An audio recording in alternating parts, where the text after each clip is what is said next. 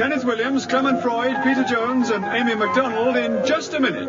And as the minute waltz fades away, here to tell you about it is our chairman, Nicholas Parsons. Thank you. Thank you very much indeed. Hello and welcome to Just a Minute. And once again, it's my great pleasure to welcome back Amy MacDonald to play against our three regular male panelists of Just a Minute. And once again, I'm going to ask them all to talk, if they can, on some unlikely subject without hesitation, without repetition, and without deviating from the subject which is written on the card in front of me. Let us begin the show this week with Kenneth Williams. Kenneth, a delightful subject for you to start the show. Getting launched on the waters of Oratory. Something you've done impeccably and magnificently in just a minute. Will you talk on the subject now for 60 seconds, starting now? But I would say the secret of this lies, of course, in the business of becoming totally uninhibited. And a tradition kind of wavelength from which you can even with Amy MacDonald is challenged. Why? Well, I can't understand what he's saying.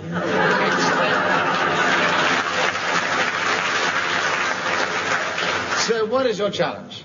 Well, what's Hesitation? that, deviation? Well, no, it's hesitation. Well, it could be deviation because he could be talking about anything as far as I'm concerned. Well, of course, yes. It is difficult. Actually, Kenneth, look, we had this recently, and I know you felt a little bit cheated by it. The thing is, we couldn't quite hear you. I think the best thing to do... I think you better ask the producer. I mean, could you hear me all right, dear? Yes, he says yes, that's enough for me, yeah. The producer can hear. That's all right. We're not interested whether she can hear. It's not for her. It's for the audience at the other end of the box. That's what they've got to decide. If she can't hear you over there, it is deviation. We're not concerned whether she can hear or not. Oh, half the time she wants to wash her ears out. Look at her sitting there smoking fags like there's no tomorrow. But it's great. No right to be sitting there discussing my ability. All right, then, when I have a difficult decision to make, or impossible decision to make, I have to call on the wisdom and the discretion of the audience.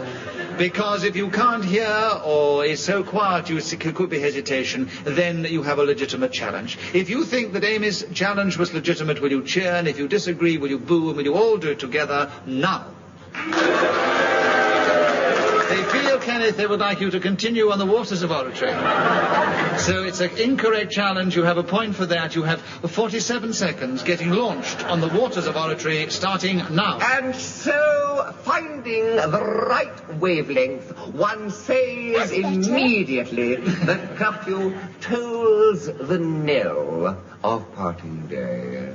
The lowing herd winds slowly o'er the lea. The ploughman homeward plods his weary way and leaves the world to darkness and to me. Peter Jones has challenged you. Why? It's not oratory, that's poetry. That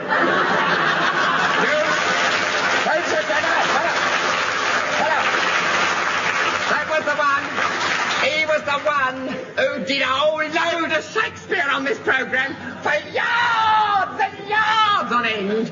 And when I questioned it and said, that's nothing to do with speaking extemporaneously, you said, nevertheless, he's sticking to the subject, it is all right, and allowed him to go on about Caesar striding like some colossus. Right, Kenneth, have you finished? Yeah. Good. Kenneth, that was quite a different subject and a different time. The thing is, this was poetry, and you were not, therefore, getting launched on the waters of Oratory. I think that he was sinking in a morass of it. I think I'm justified in giving a point to Peter for a correct challenge, and 20 seconds left on the subject, starting now. I think of the great speakers in the House of Commons, in the Senate, in America, and even in Hyde Park. I can recall listening to speakers there. Clement Freud has challenged. I don't seem to have said anything. Did you say speakers twice? Yes, I'm glad you said that, because I was going to say that, yes. I can't give you a point for the fact that you haven't spoken. I just thought I'd say hello. Well, all right, the audience I know endeared to you already, because, anyway, a correct challenge for repetition of speaker, and so you take the subject having gained a point, and there are 7 seconds left, getting launched on the waters of Oratory, starting now. A godchild of my wife's was christened in Brompton Oratory, and we were privileged to see her literally launched.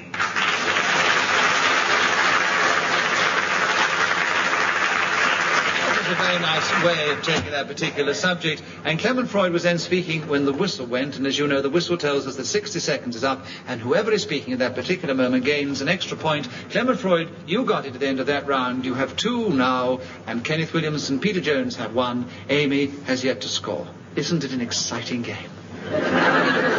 Peter Jones, will you begin the next round for us, please? The subject, Knights of Old. Will you talk on that for just 1 minute, starting now? They certainly were very brave, if small and slightly built men, who were always... Kenneth Williams has challenged. Hesitation. Yes, I think it was just slow enough to be hesitation, so I'm giving the benefit of the doubt, because it's often difficult to judge. To Kenneth Williams, a correct challenge, 50 seconds on Knights of Old, Kenneth, starting now. I would agree that most of our knowledge about it is derived largely from Mary. Amy MacDonald has challenged. I'm sorry, but he's doing Well, it this again. time I'm going to give it to you, Amy, and say you have Thank 46 seconds on Knights of Old, starting now. In the olden days, it must have been wonderful to be a damsel and being surrounded by all these knights. Because the lovely thing was you felt so safe, you see. You could walk down the street in your long flowing robes and somebody could come along and attack you. And it wouldn't worry you one little bit because you knew. Kenneth Williams has challenged. Why? Deviation, anyone who was attacked would be worried. I think, Amy, if you were attacked, you'd be worried. You might No, not... I'm saying you wouldn't worry about being attacked. No, I think Because that... you didn't let me finish what I was trying to say, then you would have understood what I was trying to say. Yes, I know, but if we let you finish, then you can't be had for deviation, repetition, or hesitation. No, I think he got in quite accurately there, because anybody... He's not in a very good mood today, is he? No, but once he gets the subject back, he'll be in a very, very good mood. Knights of Old is with you, Kenneth. 26 seconds left, starting now. And, of course, as Mallory rightly tells us, Arthur said to Guinevere, when we two meet again before... Amy MacDonald's challenged. Deviation. Why? How does he know what Arthur said to Guinevere, whatever her name is? Well, he could have read it in a book, you know. Well, This if she has said been that- chronicled, you know, dearie. Kenneth, you have Knights of Old, and there are 16 seconds to go, starting now. Thou shalt spring to me and claim me thine. Clement Freud is challenged. Deviation. Why? Arthur was a king, Guinevere a queen. The subject is Knights of Old. But it doesn't matter if you talk about Knights of Old. The Knights of Old were associated with queens, so you have the subject. You have 11 seconds left on Knights of Old, Kenneth, starting now. And she said, thou shalt go forth on that great barge unto the west, and like a swan, smoothing swan... I've got Clement Freud managed to get in. You should have kept going because there's only half a second left. Clement, you challenged. Hesitation. Yes, you could have kept going and they wouldn't have got you, Kenneth. No, I have to hand it to Clement because he's got a hawk-like ear, you know what I mean? Yes. He's very, very sharp. And he's very closer to you to pick up indeed. you when you speak quietly as well. Yeah, no. What am I... Clement, you have 1 second left on Knights of Old, starting now. Knights of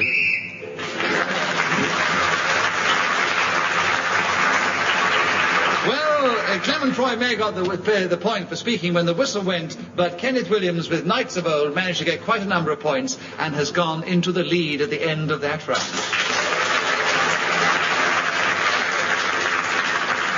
Amy MacDonald, we'd like you to begin the next round. The subject is me. So can you talk about me? We love it when you talk about me. So will you talk about me now for 60 seconds, starting now? I am a girl born in February in early 1940. Kenneth Williams has challenged. Well, I think that's hesitation. No, it was a repetition of but it was not hesitation. So Amy has a point for a wrong I've challenge. never heard such rubbish. What sort of chairman are you? I mean... You have 49 seconds left on me, Amy, starting now. That means not even play the game. This makes me astrologically a Kenneth Williams challenge. I was hesitating. We know to wait what for him kind to- of chairman he is. Yes, that's right. Yes. A very heterosexual getting- chairman. Yes, you were being... I wasn't hesitating. I was waiting for him to I know you were being stop. barracked. You were being barracked by the opposition. And it's not permitted, especially to the ladies in the game. They can barrack the men, but not the ladies. So you have 46 seconds on me starting now. This makes me a Pisces, or as some people would say, Pisces, which astrologically is two little fish. Clement I've Freud said is that challenged. twice, I know. Well, she did say astrologically Yes. twice. Clement, you have a correct challenge, and you have 37 seconds on me starting now. Me is the second syllable of Amy MacDonald's Christian name, and a very beautiful... Peter Jones has challenged. Hesitation. Yes, Clement All I Freud want to looked at say- Amy Donald and just All I wanted to paused. say wasn't hesitation. Yes, well, Peter, you got in there first, and there are 31 seconds on me starting now. It's the note that follows do, re, and precedes so far ti, do. Now, Amy MacDonald has challenged. It's What? wrong. It's do, re, mi, fa, so, la, ti. He said so Yeah, far. but you see, the trouble is, Amy, that it is quite correct to say that it does precede those other notes that he mentioned. No, it does he not may precede fa, it precedes so. not directly, but it does. It is there. That's ahead of it, isn't it? In other You words, said he didn't precedes. say them in the right sequence, but it doesn't matter. He did say it precedes them, so he has a point for an incorrect challenge, and he has 23 seconds on me starting now. And I was born a few years before Amy MacDonald. And I am dark and... Oh, Amy! You should have challenged. Kenneth, you challenged. Fine. Well, I mean, he's not dark at all. Look at him. Oh, that's terribly unfair. Peter's going slightly grey at the temples. Neither here nor there whether he's going grey simply is not dark, is Well, he? I know, I am prematurely grey. That's my question.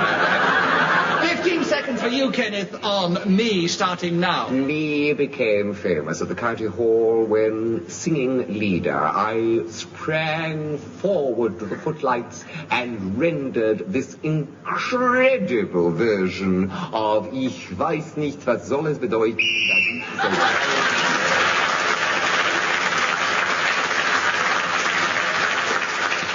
Well, they didn't dare challenge him on his... Means I must be in the lead, right? Kenneth, you have been in the lead for 2 rounds now. Good for me! Having got into the lead for once, you held the lead. And you're still there. Clement Freud, your turn to begin. How to improve the memory. Can you talk to us about that for 60 seconds starting now? I was once told a method of improving the memory, but I regret to say that I have forgotten it. The easiest way of doing it is to look at notices and the scriptures and remember everything that you read or see or hear and try to get total recall so that the memory is improved. But there are other ways. There's a class in the centre of London where a man who looks particularly unpleasant on the advertisements promises to teach you how you never ever forget anybody's name, telephone number, mother-in-law, favourite colour or jewel, let alone their astrological and astronomic signs. He is called Walter C. Hirschfield, a name which I nearly forgot, but called... Peter Jones has challenged. A What? repetition of name. Yes, whose name I forget and whose name I nearly forgot. You mentioned his name before. So Peter has a correct challenge with 6.5 seconds on how to improve the memory starting now. The thing to do is to associate the word with another one. So if one is trying to call... Peter Jones again meets people when the whistle went, so he has gained the extra point. He's now equal in second place to Clement Freud behind Kenneth Williams, and Amy MacDonald is just 2 points behind them. Kenneth, your turn to begin. The subject, Hero's Fountain. Can you talk to us about that subject that Ian has obviously specially thought of for you, starting now? Well, I would say this all stems from ancient Greece, and I think I'm right when I maintain that we are referring to a great mathematician, and of course the business of displacing boiling... Amy MacDonald has challenged you. Deviation. Why? Hero wasn't a mathematician. Well, I'm afraid Hero was a mathematician. There's not everything known about Hero, but certain things that are known. One was that he was a mathematician. Bad luck, Amy. Really? Yes. I thought she was this Greek goddess. I thought he invented the sandwich. But actually, Kenneth, you weren't deviating, so you have 41 seconds on Hero's Fountain starting now. Inverting a substance which was very comparable to glass was transparent enough to give the same illusion or effect, depending, of course, on the object. Peter Jones's challenge. What? Hesitation. Yes, I've got to give it to you, because, you know, he'd gone so quiet and low, I thought he'd stopped. So, He did kind of you stop did and actually pause. really go very, very quiet and low. We couldn't really hear over here. So Peter has a point and a correct challenge, and 26 seconds on Hero's Fountain, Peter, starting now. He lived in Alexandria, and he invented a primitive form of steam engine, which was made of a ceramic material, and it boiled when water was put in it and a fire Amy lit MacDonald is underneath. challenged. Well, steam engines weren't invented in those days. Now, he did establish he invented a very primitive form of one. He was rather in advance of his time, this character, you know. Oh, I see. Yes. I'm sorry, Amy. 12 seconds for Peter on Hero's Fountain, starting now. A bit like a humming top, I suppose, and it used to go round. It didn't drive anything or create any power, so this could not be harnessed for any practical purpose. Hero's Fountain, with Peter, the extra point going to him for speaking when the whistle went, has taken him into the lead alongside Kenneth Williams at the end of that round. Kenneth, you must look to your laurels. Peter Jones. We're back with you. Your turn to begin. The subject is dates. Can you talk to us about dates for 60 seconds starting now? They are very nourishing. They grow on tall palm trees. Kenneth Williams is challenged. Yes, they also grow on very short ones. That's quite true, Kenneth, and a very nice thought. But you see, he wasn't deviating from dates by saying that they grow on very tall palm trees. 53 seconds on dates, Peter, starting now. And as I was going to say, on very small ones. And in North Africa, in Australia, in California, they are a great delicacy because they can be eaten raw when they're fresh, or alternatively, they make a very appetizing dessert when the stone is removed and they are stuffed with whipped cream, perhaps flavored with a dash of some tangy liqueur or even a grain or two of nutmeg. This would be an unconventional flavoring, I admit. But on the other hand, it was Winston Churchill's favorite sweet, which was sorry. passed. Yes? We loved this. We were all, had our mouths watering. But Amy challenged you. Why? Because hesitation. That wasn't hesitating. Indigestion, yes. Hesitation, no. 12 seconds for you with dates, Peter, starting now. And this great statesman, when entertaining his cronies at 10 Downing Street or in the alternative... Premier Freud is challenged. Why? We've already had an alternative. I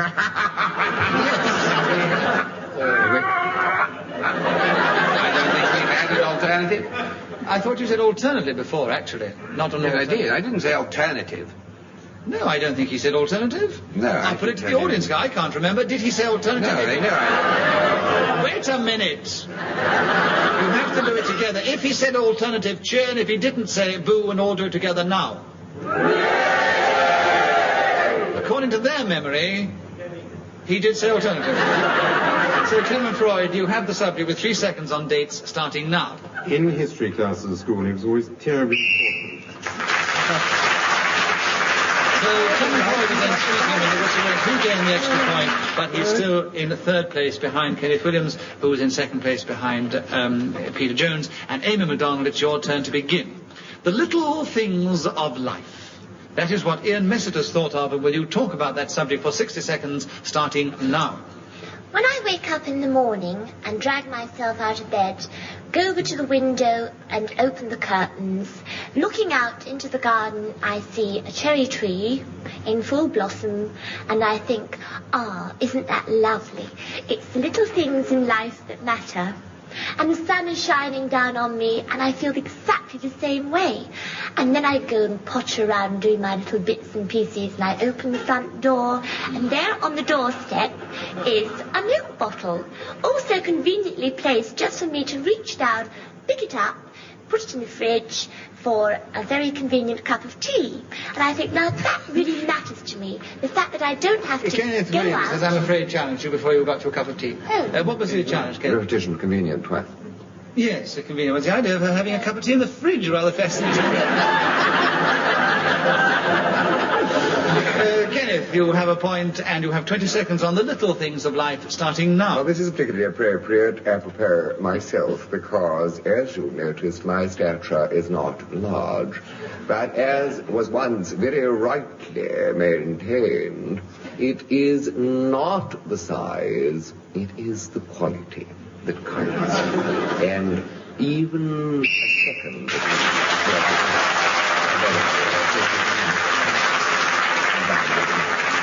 When he talked about the quality, he got quite emotional and his voice almost disappeared. But Kenneth, the whistle went to save you, or to help you get an extra point, shall we say, and you have gone back into the lead alongside Peter Jones at the end of that round. Clement Freud, your turn to begin. The subject, precision. Can you talk about precision for 60 seconds, starting now? As a quality, precision is exceedingly tedious. You meet someone who says to you, at 4:15 p.m. on Thursday, the 15th of July, 1949, I blew my nose twice, which cannot conceivably be of... Peter Jones has challenged. A repetition of blowing his nose twice.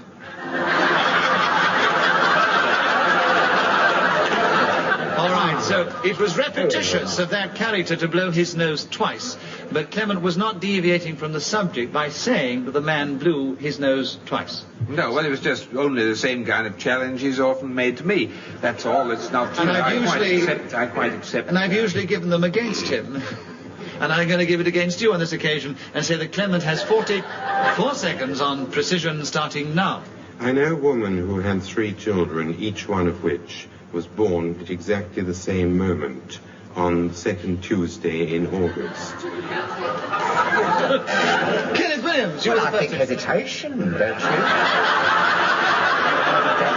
You think hesitation? Yes, I fancy. I am ruddy sure there was hesitation. And you were the first one to get in, so you have 20 seconds on precision, Kenneth, starting now. It, of course, means when we say something like baked to a nicety, there you have a statement which could be properly described as one of absolute precision. And in matters of warfare, when people must meet and synchronize their watches. So Kenneth Williams was then speaking when the whistle I went. think I'll win, don't you? I think I'll win this week. No, seriously. Well, I think no. you've got a very good chance. Yes, In I must spite have of gone to all the lead. things that have gone on in this particular Yeah. edition of Just a Minute, I think that you have a very good Oh, chance. I'm never And thankful. I happen to know what chances are because the score is in front of me, and as we have no more time to play Just a Minute, I now will read out the final score. Amy MacDonald, who returned from her glories of her previous visit, when she swept all before her with these 3 tough male opponents, didn't do quite so well. I think she was slightly harassed, slightly barracked on occasions, but she finished in a good 4th position behind Clement Freud, who was in a modest 3rd position, to Peter Jones' very powerful 2nd position, just behind this week's winner. Quiet! I'm sort of building up to it because I know Kenneth would like it that way. After many weeks of not making it, at last he has our winner, Kenneth Williams.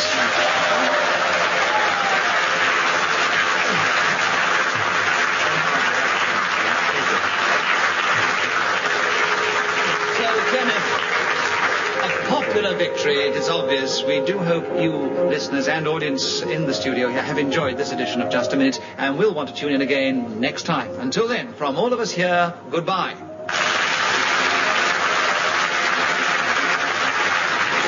The chairman of Just a Minute was Nicholas Parsons. The programme was devised by Ian Messiter and produced by Simon Brett.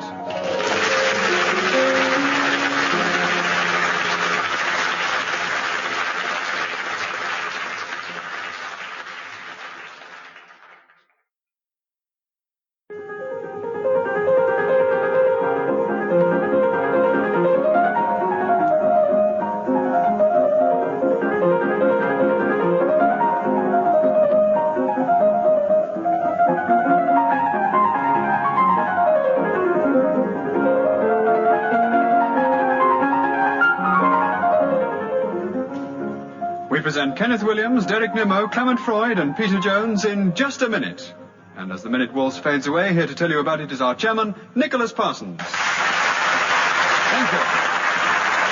Thank you very much indeed, and welcome once again to Just a Minute. And as you've just heard, once again, we have the thrill and pleasure of having an all-male panel. 4 experienced male exponents of the game competing against each other to try and see who will get most points and be the winner as they speak, if they can, for just 60 seconds on some unlikely subject without hesitation, without repetition, without deviating from the subject on the card.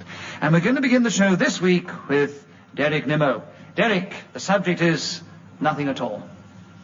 So can you talk on nothing at all for 60 seconds, starting now? Up til tilfælde kanskje morgen, for denne barneforskjell, men den masse just national, de language of student Kenneth Freud, and in a band of peanut fingers. I love punch if I fiddly badly drawn around about it. I'm not the moon until it's all of honor. I'm not surrounded fiddly bands, and big lovely legs and really trotties running at sausages and mash and down rounds. Derek, sorry, I was sorry to interrupt you because it was very beautiful. Very, very beautiful. But Clement Freud has actually had the temerity to challenge you. What's your challenge? Deviation. Why? There was a raspberry.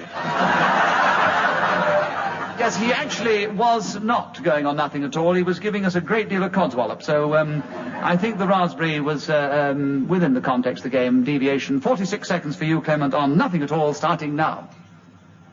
Derek Nimmo has challenged. Hesitation. Well done, Derek. You have a point. And nothing at all is back with you. 44 seconds starting now. Prislani porampatina van molena karanchi poneri maswale kalaji varakaruna pati fukalene aruna ra Peter Jones a challenge. Repetition of piranha. Yes.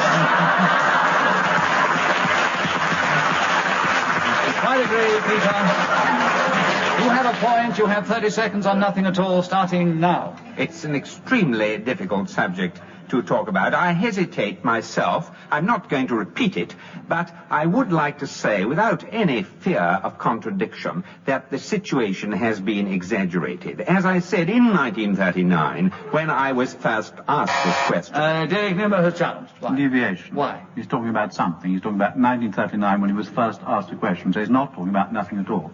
Well, actually, Derek, you were going on what might be described as rubbish, which I imagine was your description of nothing at all, and Peter is talking somewhat in the same vein about nothing at all. It doesn't really make much sense to me, so I think it's only right to leave it with Peter with another point, 11 seconds, nothing at all, Peter, starting now. And the previous government made similar accusations. Kenneth Williams has challenged. Deviation is now specifically mentioning a previous government, so you can't be saying nothing at all. Everybody's been in on this ridiculous round, which is impossible for the chairman to judge. So I will tell you what we'll do. We'll let Kenneth Williams come in. Other words, I will agree with your challenge, give you a point, and say you have 9 seconds on nothing at all, starting now. Can be said to exist in a vacuum, a place where there is no spirit, where there is no oxygen, where never falls the dew. You don't keep that there. Actually, Clement Freud did manage to challenge just before the whistle went. What was your challenge, Clement? 3 were there. Yes, I'm afraid. Yes, I'm afraid he is right. There's no question about that. He is right. Yes, I think we have to give him the benefit of that. Yes. I'm delighted to see this tremendous change come over you from last week, from fighting for every point. They're great sportsmanship. All right, Clement Freud, as I agree with your challenge of repetition, you take the subject over, and there's 1 second left, starting now. Nothing at all.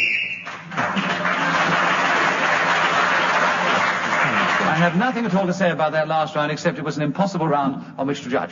All right, so we continue now with the next subject. Clement, it is your turn to begin. The subject is the voice of the people. Can you talk to us about that for just a minute, starting now? The voice of the people is one of those ridiculous phrases which people use when they're not certain of something and say, but it was the voice of the people. There also is a newspaper which is published on Sundays called The People, which has a man in it known as The Voice. And in this column, each 7th day of the week, you can read incredible utterances about how people feel or do not on... Derek Nimmo has challenged. I think we're too many people, really. Oh, but that's the subject on the card, you see. The voice of the people, yes. You can repeat the subject on the card, but not one word isolated more than once. You said people twice. You have that. So, Derek, you have a point, and you have 30 seconds left, starting now. It doesn't infuriate me when people like Clement Floyd say it's nonsense to talk about the voice of the people. For me, Kenneth Williams is the true voice of the people of this country. When you hear a man who is upstanding and righteous, who's brave and filled with conviction, and is proud to say, I'm proud to be an Englishman. That's what he is a great person. Repetition of proud. Yes, I'm afraid you made him too proud. Do you mind, Kenneth? No, that was lovely. Sir Peter Jones, I agree with your challenge. The voice of the people is with you now, with 12 seconds to go, starting now. Hitler made a claim to be the voice of the people, and brilliantly stage managed by his Minister of Propaganda, Goebbels. Mussolini was another one. So, Peter was then speaking when the whistle went, and he's now gone into the lead with that little bit of assistance from his two opponents on the other side. And Peter Jones, your turn to begin. The subject, high tea. Would you talk on that one for 60 seconds, and you start now?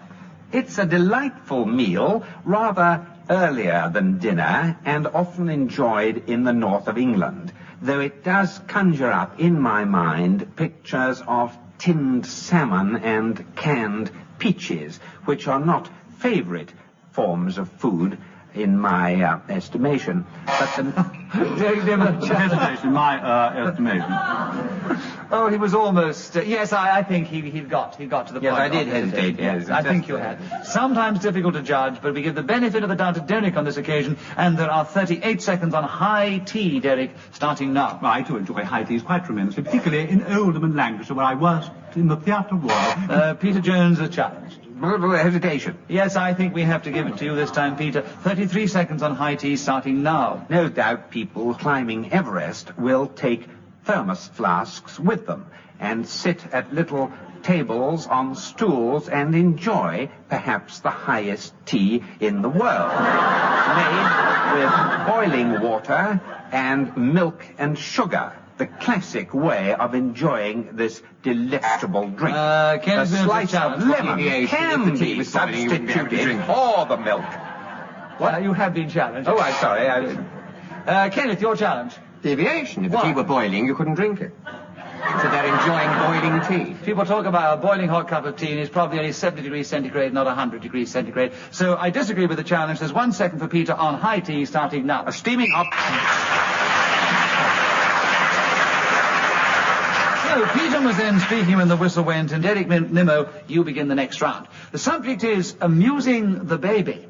Derek, that is the subject, and you have 60 seconds, starting now. I find the most pleasant way... Kenneth Williams... Hesitation. No, rotten of you. Well, was it or not? Whether it was rotten of me is hard to point. I don't think it was hesitation, and I think it was rotten of you as well, just to buzz him quite so rapidly. He has 58 seconds on amusing the baby, starting now. If one is going to talk about amusing the baby, it's probably better to talk like Kenneth Williams, and then they can't come in and buzz you. But my favourite way of amusing babies actually is to recite nursery rhymes. Kenneth Williams a challenge. Amusing twice. Amusing is on the card. Oh, I'm furious. You're trying very hard, Kenneth. Don't slacken. Well, I feel I should get my oar in. I don't feel I've been given the coverage. I don't feel I've been serviced at all on this. Perhaps you need more than a service. Perhaps you should go in for a retread. I know. I do feel it, yes. I disagree with the challenge, alas, and Derek has a point in the subject with 43 seconds on amusing the baby, starting now. Little Miss Muffet sat on the tuffet, eating her curds and whey. There came a big spider and sat down beside her. This is recitation. It's not talking without hesitation or deviation. It's a very good way of amusing the baby, and it's the way that most parents adopt. With Little Miss Muffet, so he was still going very far on the subject. I think it's graceful. You all sit here and recite a load of poetry. I mean, you don't have to talk at all or do anything involuntary, do you? Well, of just course learn a load of poems before you turn up every week, couldn't you? Go ride beside the river, lie along fields of barley and ride the clothe the world and meet the sky, going down to Camelot and forever. But that would hardly fit in with... I'm here trying to be inventive. I'm trying to do my best. I am genuinely being authentic. I know. You're one of the most authentic people in show business, Kenneth, and we all take our hats off. So I get the subject? No, you've lost a point. Amusing the baby is still with you, Derek. You have another point, and there are 37 seconds starting now. Of course one can wave rattles and make loud noises and come up behind them and say boo. That sometimes is very popular. I found little children less than a year old who go into shrieks of laughter, ecstasies of enjoyment when I go behind them and say the aforementioned word. Clement Freud is challenged. Behind twice, repetition. Yes. I thought you... Absolutely right. I thought you had anticipated the fact he was going to say boo again, and he very cleverly changed it. But you found a behind in there, 2 behinds, in fact, double derriere. So, amusing the baby is now with you, Clement Freud, and there are 24 seconds left, starting now. Almost anything will amuse a baby if you look stupid enough. Kenneth Williams is challenged. Deviation is completely untrue. I look up this stupid and I never amused any of them. I just think they're so Last week I gave Derek Nimmo a bonus point when they applauded one of his remarks. I'll do the same to you, Kenneth, for that one, because obviously it wasn't a serious challenge. Clement Freud, we leave the subject with you. You do understand, don't you? Yes, Clem does. Clem does. I understand. And you have 18 seconds on amusing the baby, starting now. But there's no reason whatsoever why... Derek Nimmo has challenged. Has Derek? Yes, Derek, you have a point. Why? 14 seconds. Most unfair. Most unfair. Clem, you're trying his hardest. Why was Clem destroyed like that? He was hesitating, and it was a correct challenge of Derek's. Amusing the baby, 14 seconds, Derek, starting now. Jack and Jill went up the hill to fetch a pail of water. John... Deviation. Why? From the nursery rhyme. If he's going to recite, then he's got Yes, to... I quite agree with that deviation, and also I said deviation... I can amuse the baby any way I like. I can recite the nursery rhyme any way I like. Doesn't matter which way I recite it, as long as I amuse it.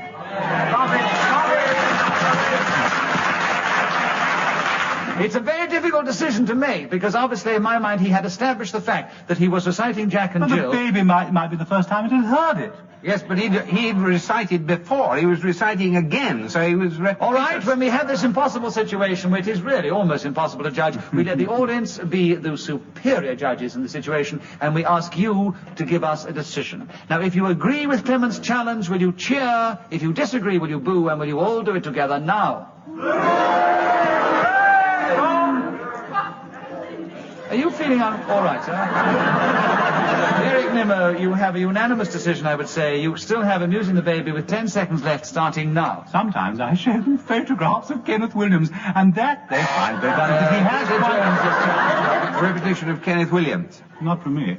Not from Peter, not from Derek. He didn't mention Kenneth Williams. Somebody else did. No, Kenneth Williams just spoke. Kenneth Williams mentioned his own name, actually. Oh, did he? Yes. 5 seconds on amusing the baby with you, Derek, starting now. Or you can crawl along the floor. Kenneth Williams is challenged. I think it's all very boring the way he amuses babies. I think it's a disgrace. Boring and devious. I mean, crawling up behind them and going boo, it frightened the life out of them. You speak for yourself, Kenneth. So I disagree with that challenge, because He's had it for ages, this subject. I know he's had it for hogging it. Definitely hogging it. Well, he hasn't been correctly challenged yet. He's been keeping going very well in spite of all the efforts to unseat him. And there are 4 seconds still with you, Derek, on amusing the baby, starting now. If you pull back the napkin, put your tongue on their tummy and go, they like it very much indeed.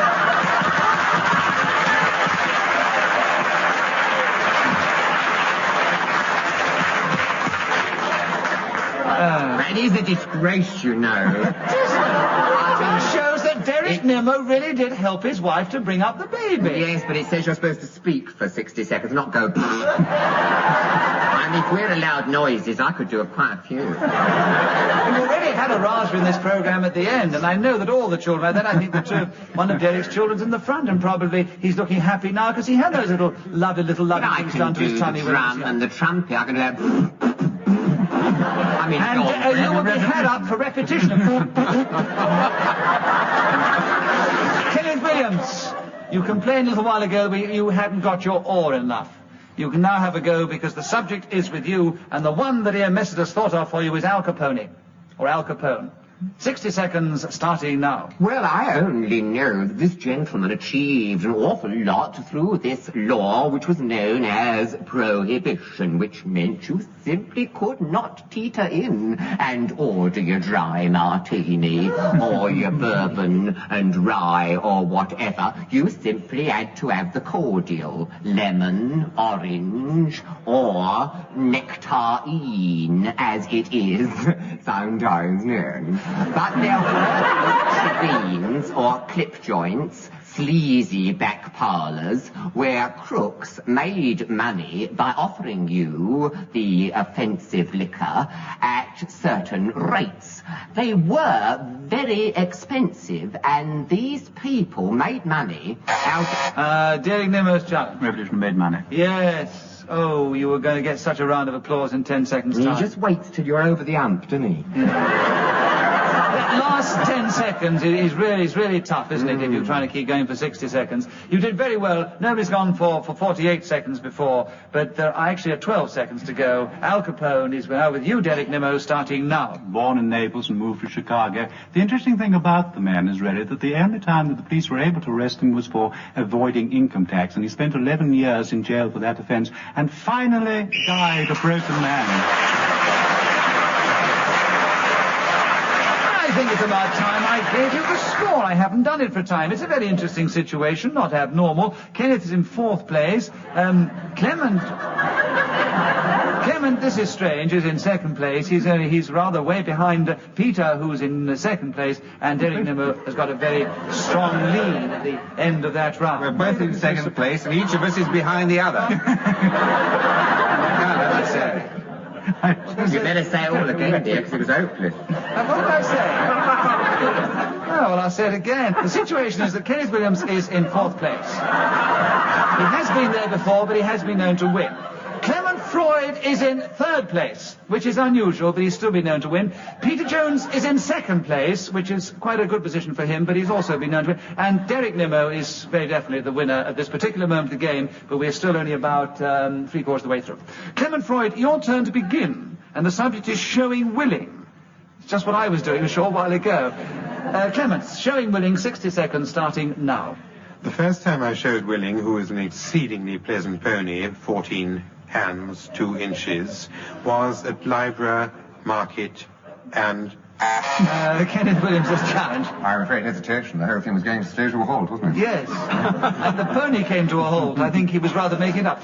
Kenneth, I agree with your challenge, and therefore you have 48 seconds on showing willing starting now. This is a quality we should all cultivate, for it simply means that you do cooperate with society in general, and lend a passing hand when a stranger happens upon your path, and along that road of... What's the matter? You've been challenged. Who by? Who by? Derek Nimmo. Oh, sorry. Derek, what's the challenge?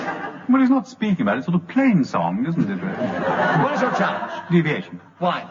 Because he's not speaking, he's plain song.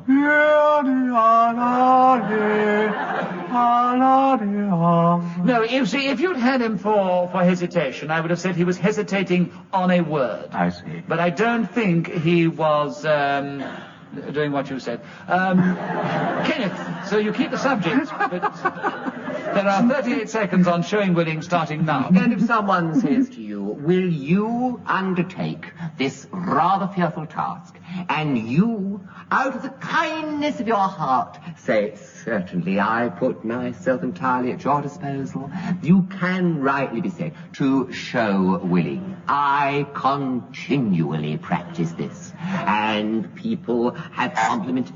Clement Freud's challenge. Reputation of people. Yes, there have been quite a lot of people in your... People who need people are the luckiest people in the world. Thank you very much.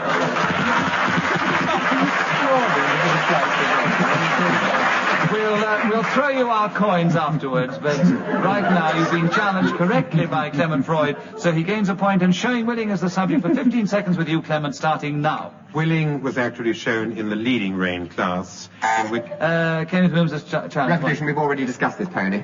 Yes. If you say showing willing, You can repeat the subject on the card. So you have a point, and there are 11 seconds for you on showing Willing Clement starting now. And one a rosette, which is now hanging over the fireplace in our house in Suffolk. The only other time showing Willing had any sort of beneficial repercussions was...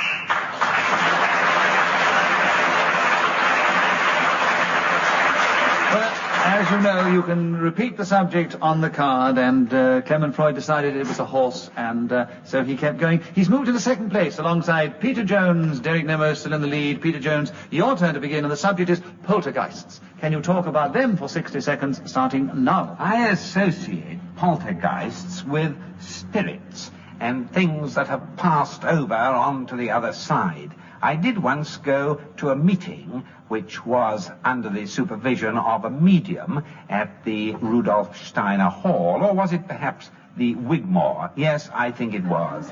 And there, the spirits and... Clement Freud, a challenge. Repetition of spirits. Yes, and Clement, you have a point, and there are 36 seconds on poltergeists starting now. Poltergeists seem predominantly to be things that go boomp in the night.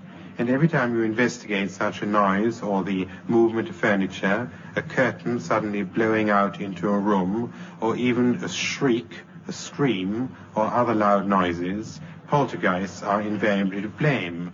Many houses in this country are more valuable because the owners say poltergeist... Derek Nimmo challenge. Hesitation. Yes, I think so. Yes, it was debatable. It's difficult to judge when it is and when it isn't. But he paused long enough, I think, to consider there was hesitation. 12 seconds on poltergeists with you, Derek. Staying in Little Hallam Hall in Lincolnshire one night in August 1958, I slept in a bedroom with a four-poster bed. I'd just gone into a deep slumber when suddenly... Nimmo was speaking then when the whistle went. He's increased his lead, but Clement Freud has moved into second place now, creeping up on him. Peter's 1 point behind Clement in third place, and Kenneth is just a little way behind. Don't be so unkind. He'll win one of these days again and show you all. Derek Nimmo, your turn to begin. The subject is courage. Would you talk to us about that for 60 seconds, starting now? Courage, brother, do not stumble. How very wise those words are when they're followed with trust in God and do the right. That is what we as a nation need today. Courage to face the adversity before us. Courage to look at the flag of which we're so proud and to wander into the world proud that we're born of English stock. Ladies and gentlemen, here... Peter Jones has interrupted your repetition of proud.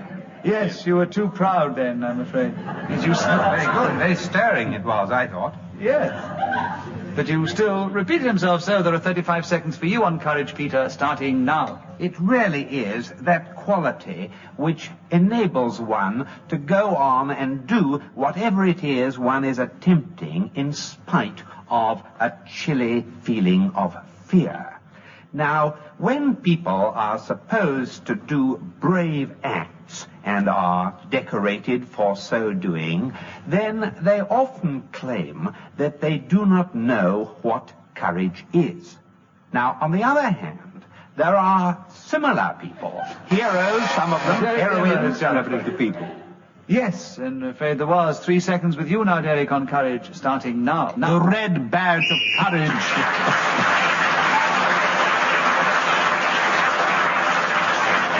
I'm afraid we have no more time to play Just a Minute, which is a great pity because we enjoy it, I hope, as much as you at home enjoy listening to it. The end of that round, Kenneth Williams finished in 4th place, a little way behind Peter Jones and Clement Freud, who were equal in 2nd place, but they were undoubtedly a long way behind this week's winner, who is Derek Nimmo. We do hope you've enjoyed this edition of Just a Minute, and we'll want to tune in again next time. Until then, from all of us here, goodbye.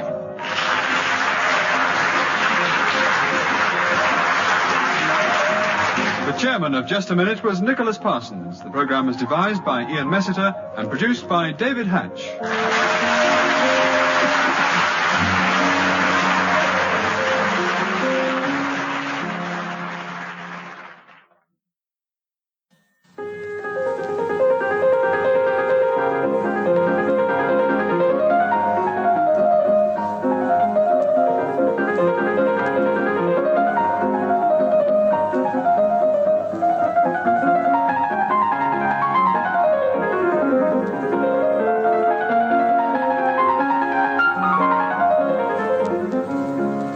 present Kenneth Williams, Clement Freud, Peter Jones and Sheila Hancock in Just a Minute. And as the minute waltz fades away, here to tell you about it is our chairman, Nicholas Parsons. Thank you. Thank you very much indeed. Hello and welcome to Just a Minute. And we're delighted this week to welcome back Sheila Hancock to fill the fourth chair and play against our three regular male contestants in the game. And just to remind you, I'm going to ask them to speak as usual for just 1 minute on some unlikely subject without hesitation, without repetition, and without deviating from the subject which is on the card in front of me. And let us begin the show this week with Clement Freud. Clement, will you talk about piggy banks for 60 seconds, starting now? Of all the really sophisticated means of managing money, a piggy bank is probably the least.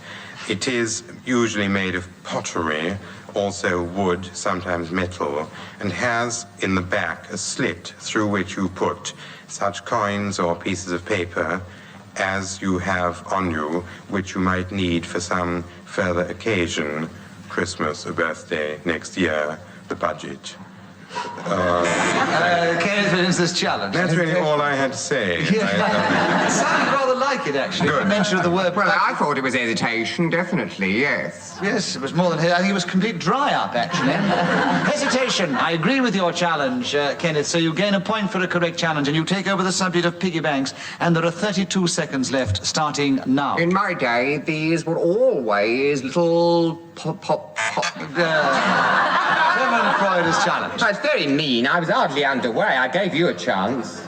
You were underway, weren't you? Yes, but he didn't say pop, did he? Oh, well, I was just feeling me way. Good grief, I want to start somewhere, haven't we? I mean, you wouldn't come up here and do it straight away, would you? Anyway, Clement Freud, what is your turn? Hesitation. Hesitation, yes, and repetition of pop. Clement, I agree with your challenge, so you get a point. You take the subject back, piggy banks, and there are 27 seconds left, starting now.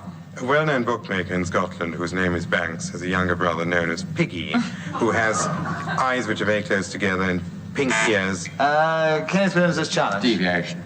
Why? I don't believe a word of it. I mean, the whole thing's made up. It's too delightfully coincidental, isn't it? Well, This however local delightfully Piggy and- coincidental it may be, as long as he keeps to the subject of piggy banks, and we can't prove that he's accurate or not, he's allowed to keep going because he hasn't deviated from the subject on the card.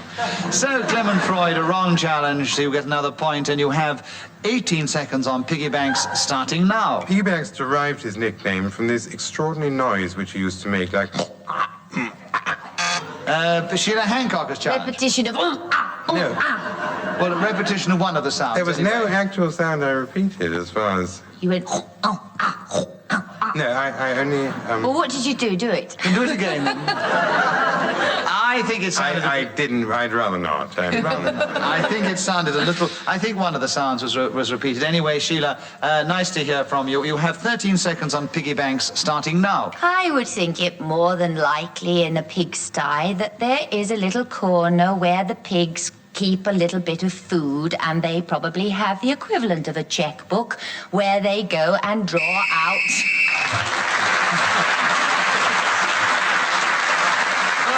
Tells us that 60 seconds is up, and whoever is speaking at that moment gains an extra point. The idea of a pig's having the equivalent of a checkbook I thought was terribly devious. Anyway, Sheila, nobody challenged you, so you got the extra point. And Kenneth Williams, you will please begin the second round. Piggy backs. Well, Can you talk on that subject for 60 seconds? Starting now. Well, I was once given this piggyback by a friend because I was in this cinema and a lot of youths made unseemly remarks. Oh, it's him on the telly. Oh, that nit and rude things of that nature.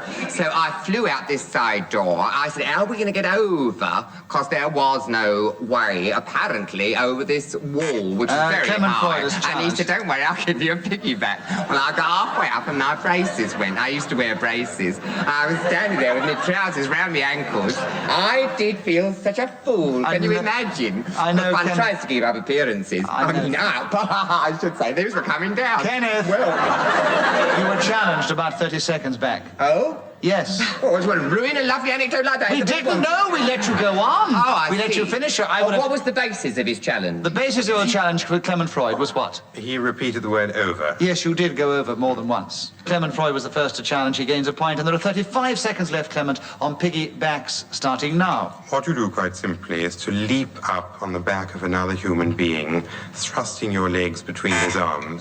Kenneth Williams' challenge, This why? is not the way to give a piggyback at all. If you asked any infant to leap upon your back, you might give him or do yourself great injury in the process. The thing to do, you see, is Depending on kneel your- down and let anyone just get onto your back in the kneeling Depending position. on your physical strength, if you were fairly strong, someone could leap on your back and you could grab them and off you go. No, the whole point of a piggyback is not to ask them to leap on, it's to bend and let them get on. That's the No, whole there's no point. particular point, Of course it Kenneth. is. You're No mixing point it all up, either you see. way. If you want someone to leap on your back, you are not in the realm of piggyback, you're in the realm of athletics. You all need to be right, very, this very was good. an athletic All start leaping about. Yes, of course you are. Nothing to do with a piggyback. You are very difficult sometimes, Kenneth. This was an athletic piggyback anyway. A piggyback is once they are mounted, and whether you leap on or not doesn't really matter, because he was still keeping on piggybacks, and so he has another point, and there are 28 seconds left, Clement, starting now. But quite a good way to achieve a piggyback is to lean down and ask a child to... That is disgraceful. That's really taking the words out of my mouth, that's devious, that is. Why? Taking the words out of my mouth is devious. Utterly devious, not straightforward at all. Taking words that I have said in good faith out of my mouth, out of the mouths of babes and sucklings shall it come. I'm sorry, that is not a correct challenge. Clement keeps the subject, and there are 24 seconds left, starting now. I once saw a child being given a suckling piggyback, which was quite a different thing altogether, because it was a minute animal, no bigger than a caterpillar, and the child was a toddler of mature weeks. Sheila Hancock's challenge, why? It has to be deviation. What is he talking about? A small no idea, pig as this big as a idea. caterpillar. I wasn't listening. No. That was pretty obvious, because you all missed out the fact that he repeated the word child as well. Yes, Sheila, you have the subject now with 11 seconds on piggybacks starting now. And you lean over, touch your knees with your hands, and, as Kenneth says, the other person puts their hands on your shoulders and jumps. Clement Freud's challenge. 2 hands, I'm There's afraid. too many Oh, hands yes, in your piggybacks, right. yes. Oh, only well. have 2, not 4. Yeah. Clement, you have the subject back with 3 seconds to go on piggybacks starting now. At the local village fete, piggyback.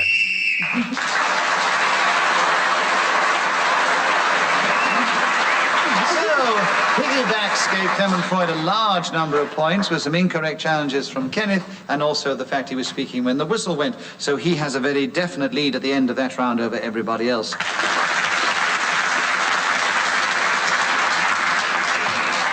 Peter Jones, will you begin the next round? Smashing records. Will you talk on that subject for 60 seconds, starting now? Now, that is something I've always rather wanted to do, not on the sports field or in the swimming pool or even playing this game. But when I go into a restaurant with a nice damask tablecloth and an inviting atmosphere, bright lights, and the record, somebody puts it on, a player, and the sound reverberates through this place, I get terribly annoyed and would like to leap out of my chair and pick up the offending disc and place it across my lap, and then with a quick karate chop, smash it into 1,000 fragments, because I feel that the sound... Clement Freud is challenged. Deviation. Why? Well, a karate chop on a record cannot possibly produce 1,000 pieces. You've never seen the way Peter Jones does it? Ideally, 2. This is a long playing record. You see, the point is here, it's so difficult to judge, because if you did a proper karate chop, you would break it in 2, that is accurate. But Peter 1,000. Jones, I know, is not a karate expert, so if he gave it a How do karate you chop, know I could that? well believe it would go into 1,000 pieces. Oh, would you? So I will give him the benefit of the doubt. He's still smashing records, and there are 18 seconds left, starting now. Alternately, I could put it on a concrete floor and get a large hammer. Kenneth Williams is challenged. Deviation, he said alternately. He meant alternatively.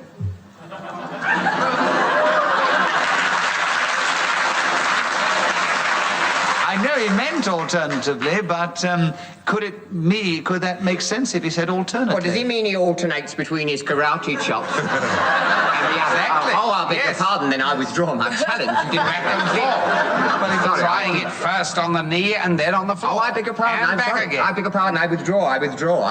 But it's too late, actually. It's an incorrect challenge, so he gets a point. So there are 15 seconds left with you, Peter, still on Smashing Records, starting now. Of course, pinned against the wall with perhaps a drawing pin, I could throw stones at these. Clement Freud got in that time first. Sorry. Hesitation. Yes, indeed. So you have the subject and the point, Clement, and there are 8 seconds left on Smashing Records, starting now. 100 yards in 8.6 seconds, a mile in 3 minutes. They're great. Sheila Hancock. Hoist with his own petard. What is the challenge, Sheila? Hesitation. I agree, and there's 1 second to go. Smashing Records, Sheila, starting now. Menuhin Zelgar.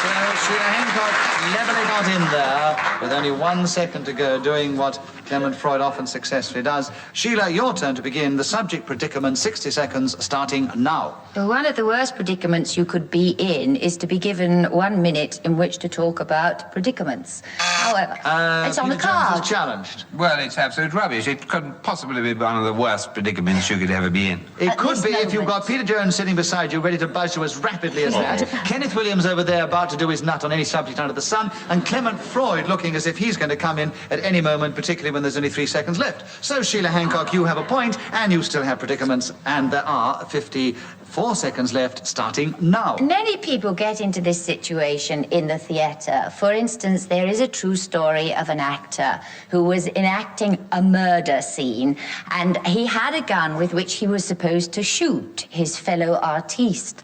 And try as he would, it wouldn't fire. So in desperation, he went over and kicked this other person very hard and said, "God, the boot was poisoned." Whereupon the other person dropped dead. Then another thing that actually happened to me was when I was an ASM and we were doing a murder story play, and I came on with a tray of drinks, and when I went to go off, I couldn't undo the door because the door handle came away in my hand. Peter Jones has challenged. Repetition of door. Yes, she paused after she said murder a second I time did. to Well, give you she a did, chance yes, to it come did a in, bit, but you... yes. Well, I Exactly. didn't like to. I wanted to get underway. She wasn't repeating it. It was door and door handle are quite different, you see, because door handle's hyphenated. But I did pause so he can have it. The story was that I went off through the fireplace because I couldn't get out through the door. Bye-bye, Santa Claus, did they? Came back covered in soot. There are 7 seconds for you, Peter, on predicaments, starting now. They are really something to avoid if you possibly can, because... Kenneth Williams has challenged. Yes, and this is dramatically incorrect. They are really something to avoid. I mean, does he mean that unreally they're not to be avoided? They are really, they're either to be avoided or they're not. What's he talking about? They're really to be avoided. How can you unreally? Exactly what he avoided. said. They really are to be avoided. So he has 3 seconds left on predicaments, starting now. Whatever you may say, it's better to really avoid them.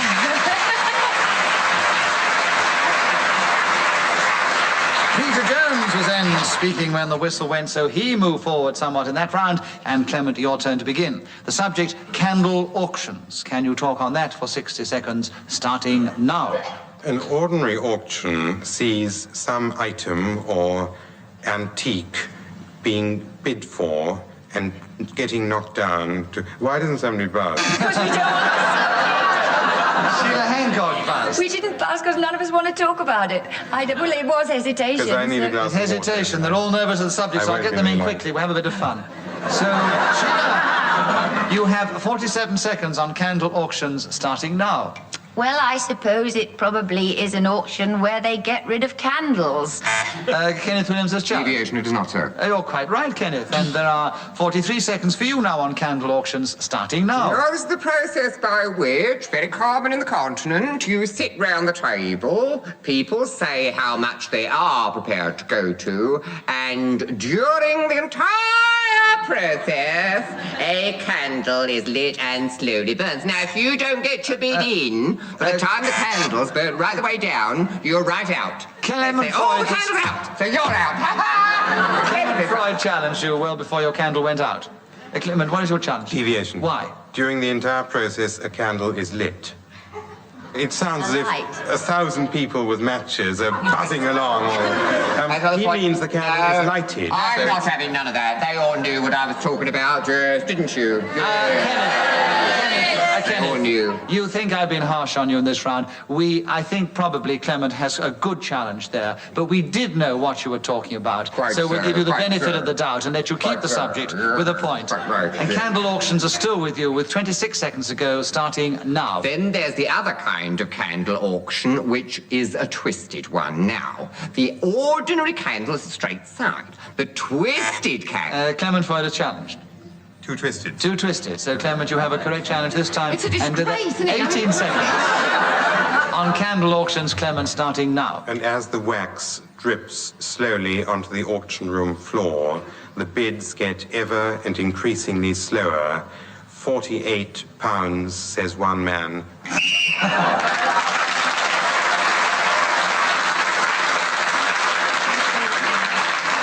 Oh, dear me, yes. How much slower could he have got before someone had challenged him? Clement, you've increased your lead at the end of that round, and of course you're still the overall leader. Kenneth Williams, your turn to begin. Well, thank goodness for that. I would say we've heard from you quite a lot already, Kenneth, even if you haven't been going on your own subjects much. Nightingale.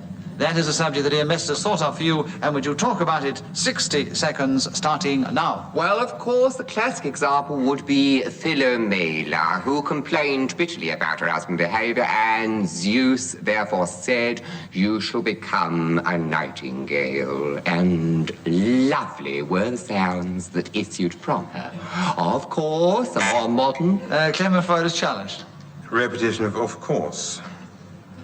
He started with, of course. Yes, and as he started with it, I won't penalise him until he's really, on this occasion anyway. So keep going, and with 43 seconds on Nightingale, Kenneth, starting now. A wonderful woman who started this hospital in Scutari with the aiding and abetting, one could say, of Sidney Herbert. "Oh, Sid, help me out," she said, because the drains were terrible. Sheila Hancock has challenged you. Deviation. I'm quite sure Florence Nightingale never said, "Oh, Sid, help me out."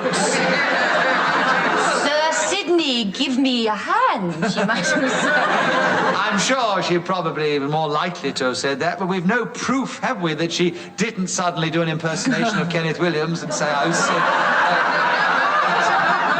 She might have, after all, in her spare time, been the Kenneth Williams of her era, but she never... God forbid, he's unique to this age, surely. Well, all right, I was harsh on Clement Freud's correct challenge. I'll be harsh on yours, Sheila. Leave the subject with Kenneth with 30 seconds to go, starting now. And she is pictured today in the Mall there with her lamp, always known as the lady with one. Allowed to repeat the aforesaid vessel, which had a bit of oil in the bottom and a wick. And she said, "Nobody must get on my thing in the thing. Otherwise she'd be furious." Up the hill she went through snow, wind and hail.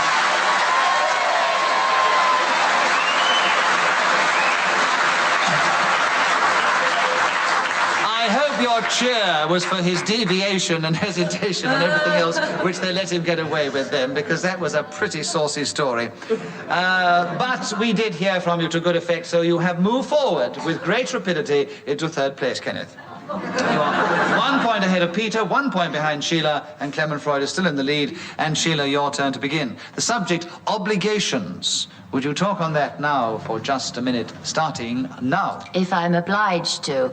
I am always very envious of people who say they're going to do their own thing.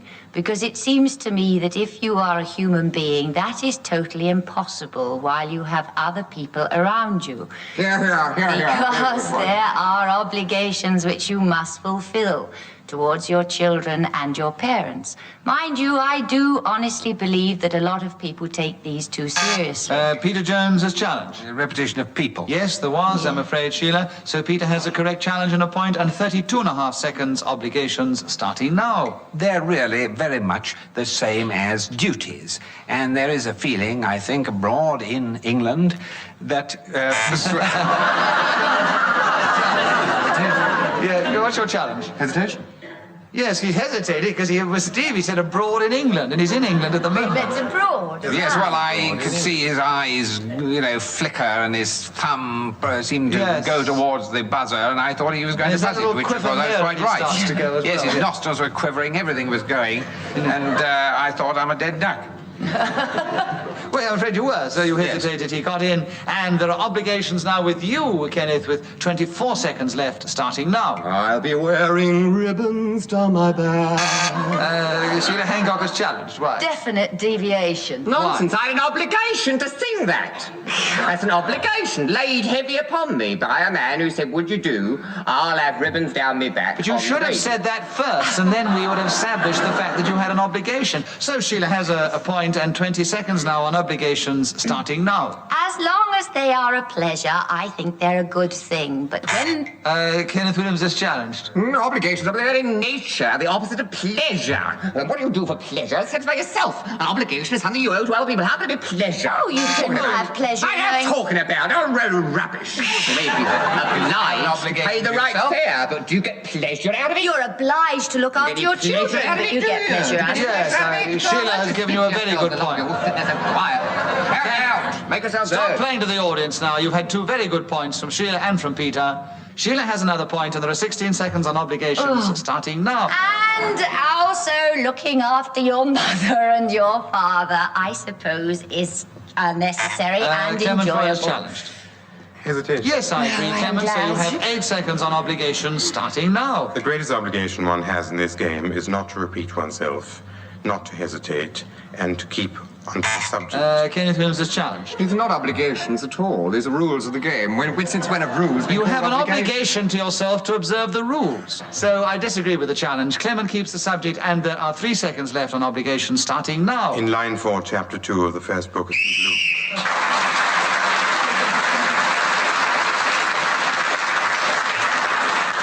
All right, so Clement was speaking then when the whistle went. He gained the extra point, and he has increased his lead at the end of that round. Kenneth Williams, we now come to you. Kenneth, the subject is outrage. Can you talk on that for 60 seconds, starting now?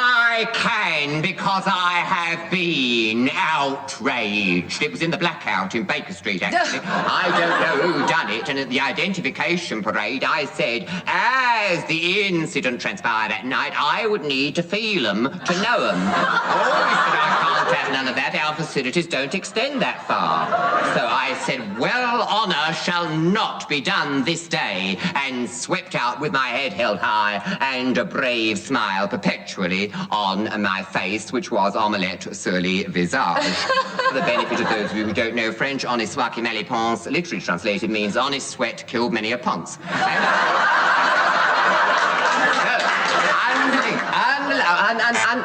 And Clement Freud is challenged. Ah, but I was tripped by my own verbosity. That's what happened there. Yes, but Clement managed to get in through your verbosity. Repetition of un. Yes, I'm afraid there was. So Clement has another point, and there are 20 seconds left on outrage with you, Clement, starting now. An occasion which I recall particularly occurred during the Napoleonic War, where an ancestor of mine was molested by a woman of ill repute who grabbed his trousers, undid his pantaloons, removed his socks, and burnt his breeches.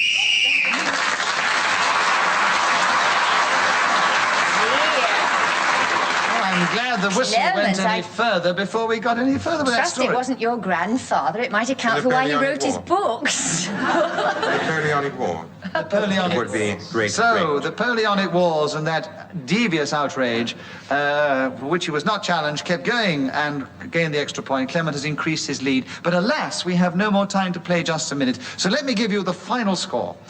Peter Jones was just in 4th place, 1 point behind Kenneth Williams, who was 1 point behind Sheila Hancock, who was quite a few points behind this week's winner, Clement Freud.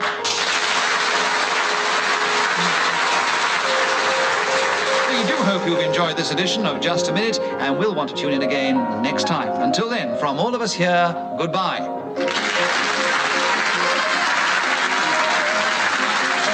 The chairman of Just a Minute was Nicholas Parsons. The programme was devised by Ian Messiter and produced by Simon Brett.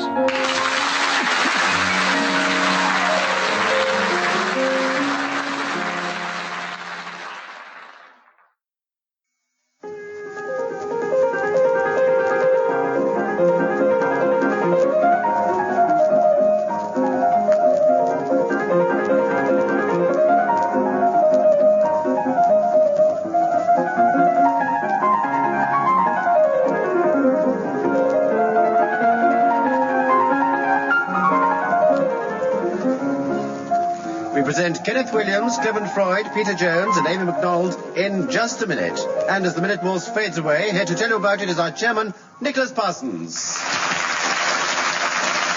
Thank you. Thank you very much. Hello and welcome to Just a Minute. And as you just heard, we are delighted to welcome back once again into the fourth chair, or the ladies' chair, Amy MacDonald, who we hope once again will bring out the best in our three unchivalrous but very clever players and regular male contestants in the game. Once again, I want them all to speak, if they can, for just a minute on some unlikely subject, without hesitation, without repetition, and without deviating from the subject on the card which is in front of me. And let us begin the show with Kenneth Williams. Kenneth, will you start for us this week and talk about, oh, what a lovely subject to start the show with, putting a bold face on it. He's rubbing his chest. Kenneth, will you talk on that subject for 60 seconds, starting now? This really begins with the ancient Britons who did it with the woad all over, and emulated, of course, Boadicea and the other well-known great chieftain, Ethel, who did it with henna in her hair, and when it went red, they all said, "Oh, Ethel Red, the unready." Yeah, that's true, she actually got the name, and she rushed into battle with all of it flowing. Amy MacDonald has challenged. Why? Well, deviation, because he said it was a chieftain called Ethel. Well, yes, he That's was the man. Well, he was making a little joke, I think, to say how Ethelred became known by that particular name. Oh, I see. There might even have been a chieftain called Ethel at that time. I'm not quite sure, Amy. So I tell you what we'll do is his historical knowledge is superior to all of us. We'll give him the benefit of the doubt about Ethel and say that it was a wrong challenge. Therefore, Kenneth has a point. He keeps the subject. There are 34 seconds left, and you start now. Make a stand against the Romans. Put a bold face on it, they said to her. So she met him at the Thames, and he said, "They all wear these bowlers, because your drains are appalling." And she said, "Yes, because it's an old custom to politely lift your hat when you see a pretty stranger. Is there anything wrong in that?" "Oh, no," he said, and pulled her club off her waist, because she had it swinging there, shoved her one right across the bonks, and they got off. And that's how the whole conquest of Britain under the Romans and the attitudinizing of our tongue... Peter Jones has challenged. Repetition of Romans. Yes, we did have the Romans before, I'm afraid. What was the timing? The timing was brilliant on Peter's Sounded part, like with about only 5.5 minutes. seconds to go. What a... See what he's up to, can't you? Yes, and if He's you trying to get in on it, isn't he? Yes, Like well, if you could do the same, you would be doing it, wouldn't you? Yes, I suppose you're right. Yes. Well, anyway, there were about 5 he said in that particular round. He was seemed very to be generous flagging a bit. Yeah. Peter, you got in very well with only 1.5 seconds to go. You have a point for a correct challenge. You have the subject putting a bold face on it, starting now. You must try and smile.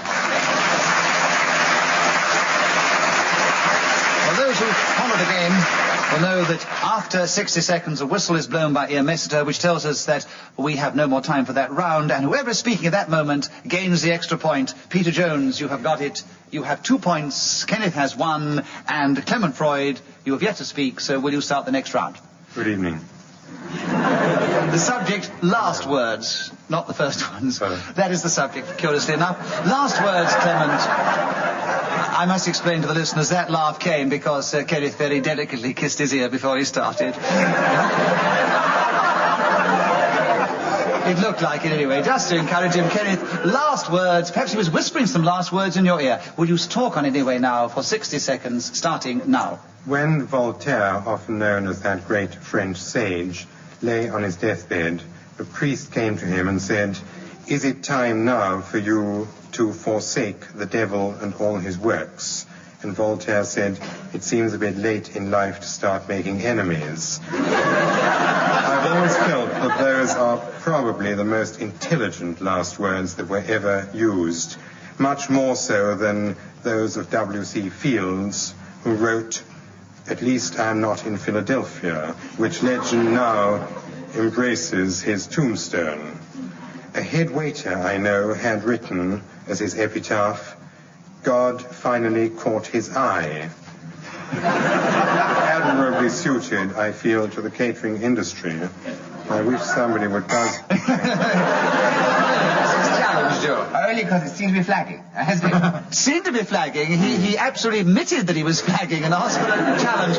And you came to his rescue, and so you have 7 seconds on last words, Kenneth, and you start now. Gladstones were all I could do with one of Bellamy's pork pies.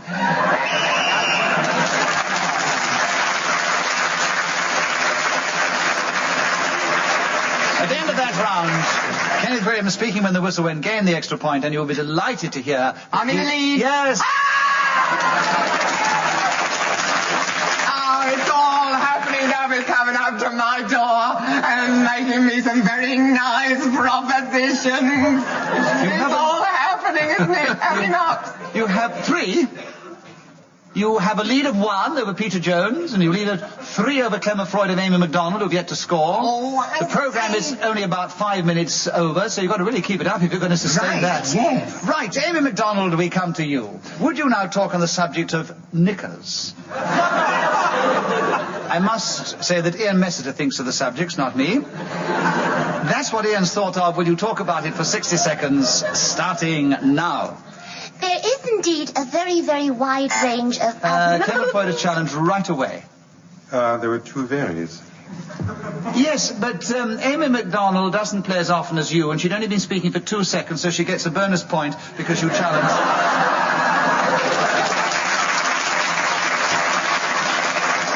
There are 56 seconds for knickers now. Still with you, Amy, starting now. I was trying to talk about the range of knickers. We all start off wearing nappies, don't we? And then we graduate to long blue ones, navy blue preferably. Clement Freud is challenged. No, that was not repetition, because I said navy blue the second time. You did say navy blue the second time. Let's hear what Clement's challenge is, Clement. And you said blue the first time. And you said blue the first time. Which sort of makes 2 blues. It does make... And you were getting... It's just a bit... Blue on that subject is knickers, isn't it? I don't know. She was being a bit too blue for just a minute. Yes, but normally you award her an extra point. I'm at liberty to award an extra point if I feel so inclined. It's a very nice position to be in. Well, it certainly is, yes. Yeah. But on this occasion, I'm going to allow Clement Freud to have his repetition of blue because Power it's... corrupts, you know. And Amy MacDonald corrupts even more. It's delightful. Amy, Clement, you have a correct challenge. You see where my thoughts are? If you get us mixed up, I'm the one who's got less hair. Not on your chin, though. I don't know. I say, let's get on with the programme. I don't wish to know that. Kindly leave the auditorium. Right, Clement Freud, you have 47 seconds on knickers, starting now. One of the most extraordinary things about English audiences is that you only have to say knickers to them, and they roll about in helpless mirth. This has ever amazed me, because knickers is a very ordinary, stupid, boring word for a garment which, while it may be necessary... Amy MacDonald has challenged. Repetition, he said knickers twice. But knickers is the subject on the contrary. And you haven't played it very often. No, of course. Bad luck, Amy. Well, there we are. No, but do remember in future, you are allowed to repeat the subject on the card. Yes, of course. So we will ignore the challenge because you haven't been back with us for quite a time. Clement... Are you coming again fairly soon, Amy, do you think? 28 seconds for you, Clement Freud, on knickers, starting now. Knickers is occasionally used as a pet name for people called Nicholas, and indeed our beloved chairman used to be called Knickers when a small boy. I went to school with him for some extraordinary reason because we lived fairly close. Kenneth Williams is... Deviation, what is going to school with you got to do with knickers? He's going to talk about my Nicholas. Well, it's got quite a bit to do with him getting points. I see. He's established that there was the old school tie network. We haven't got a chance.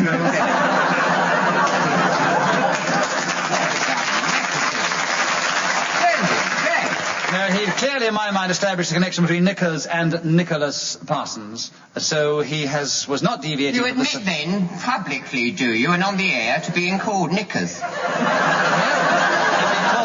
Nicholas. I mean, Nicholas Parsons now, do we? Nicholas. Nicholas. When he lost them, he was called Nicholas. Oh, Nicholas. Because I didn't have any. I didn't know this. This is another story. I've never heard that you had no knickers. Clement, Freud, you should listen to what the others say in the show, Kenneth. It might help you to get more points. This is what Clement was going on about, actually. Oh, I beg you, I do withdraw. I withdraw my allegations. I'm so sorry. No allegations. They were great fun. I disagree with the challenge. Clement has a point. 12 seconds on Nicholas Clement, starting now. In the early part of this century, one of the commonest crimes was for men to put a piece of looking glass into the sole of their shoe and slide it under ladies who were walking past. And by looking down, they were able...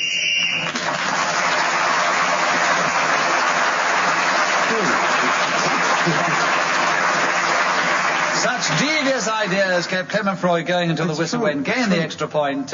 I know, but it's still a devious idea, isn't it? It may be true. The first idea might have been devious. After that, it was repetition. Oh, don't be so difficult, Clement. You have now gone into the lead alongside Kenneth Williams. Kenneth, will you begin? The subject is making friends. Can you talk to us about that now for 60 seconds, starting now? What is the meaning, the real thing behind a relationship whereby you can pour it all out, chaff and grain together, knowing that a faithful Amy MacDonald is challenged. Why? Well, it's sort of cheating, really, isn't it? I mean, he's drawing out all these words so that it takes fewer words to speak longer time. You know what I mean? Yes, and he does it every week, you know. Kenneth! But Amy doesn't come here very often. I don't care if she comes here often. She comes in all the time. Kenneth! I'll send you back to King's Cross a minute. Kenneth, you are not going to... You should never have had women on this programme, never.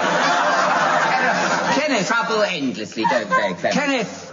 We never have any women on this side. No, thank you. We you are not... managed very well indeed. You are Over not here. going to lose the subject. Oh, good. But I was going to say to you... You want to give Amy a point? What? No. I don't want to give Amy a point. Clement Freud, you're going to question Kenneth Williams. I was about to say that if you do go any slower than that, I will interpret it as hesitation or even deviation. And I'm just warning you that you are going as slow as you could possibly go. You have 43 seconds to continue at that speed on making friends, starting now. Well, now it's ruined me because I've lost all my flow. Your flow? I've never seen so much flow. It was flowing. What was your challenge? Clement challenged you. Deviation. No, it wasn't devious. He has another point. He was going on making friends. He made a friend with me then. 40 seconds on making friends, Kenneth, starting now. Stretch out your hand, and a faithful one will take it in return, and give what is worth giving, and with a breath of kindness blow all evil thought away, and say, here is my one true love, who came from the nether regions, least expected but most wanted and desired. And I clasped him in my arms and like a brother wept and said, this is the greatest moment of all. And we...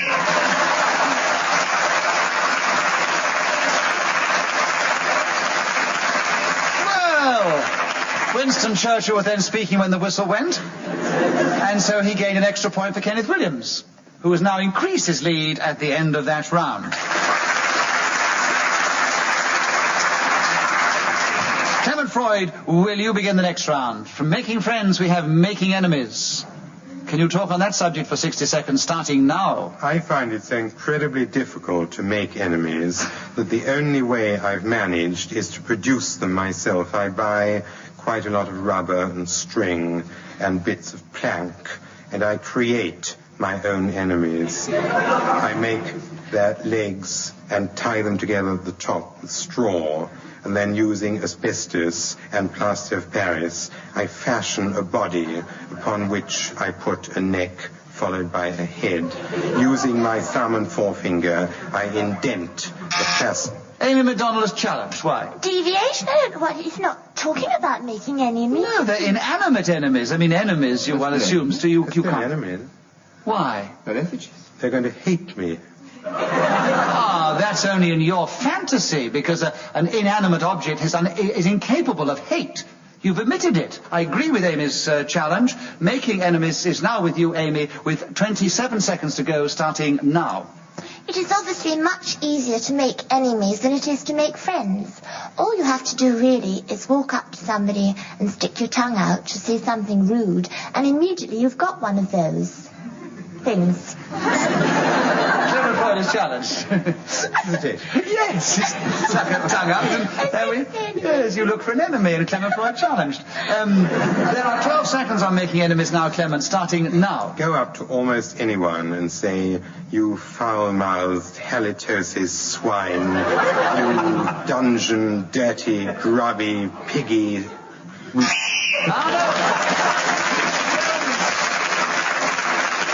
Peter's challenge came in just before the whistle. What is it, He Peter? hesitated. If it had been another few seconds, he wouldn't have been able to say anything.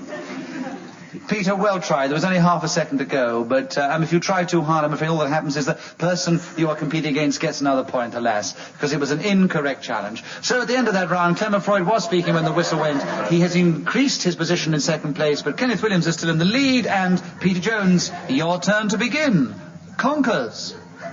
That is the subject. Will you talk on it now for just a minute, starting now? The fruit of the horse chestnut. What delightful things they are. Hard, round, and the colour of mahogany. Clement Freud is challenged. Deviation, they're not round. Well, they're not symmetrically round, but they are of a round shape, as opposed to being square. I would never describe a conker as square or rectangular or rhomboid. I would say, if I was trying to keep going in just a minute colloquially, I would say it was round. You would? I would. What school did you go? Oh, so that makes... If you like, that makes two of you. Doubt, No, we don't. Let's get on with it. I can always put it to the audience. I never have been the final judge. No, you don't wish to.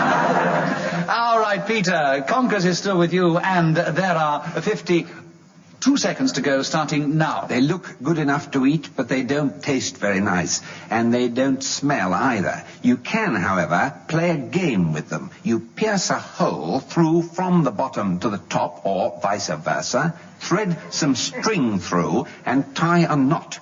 Then, if you can find an adjacent small boy with the same equipment, you can stand facing each other and bash away at each other's conkers.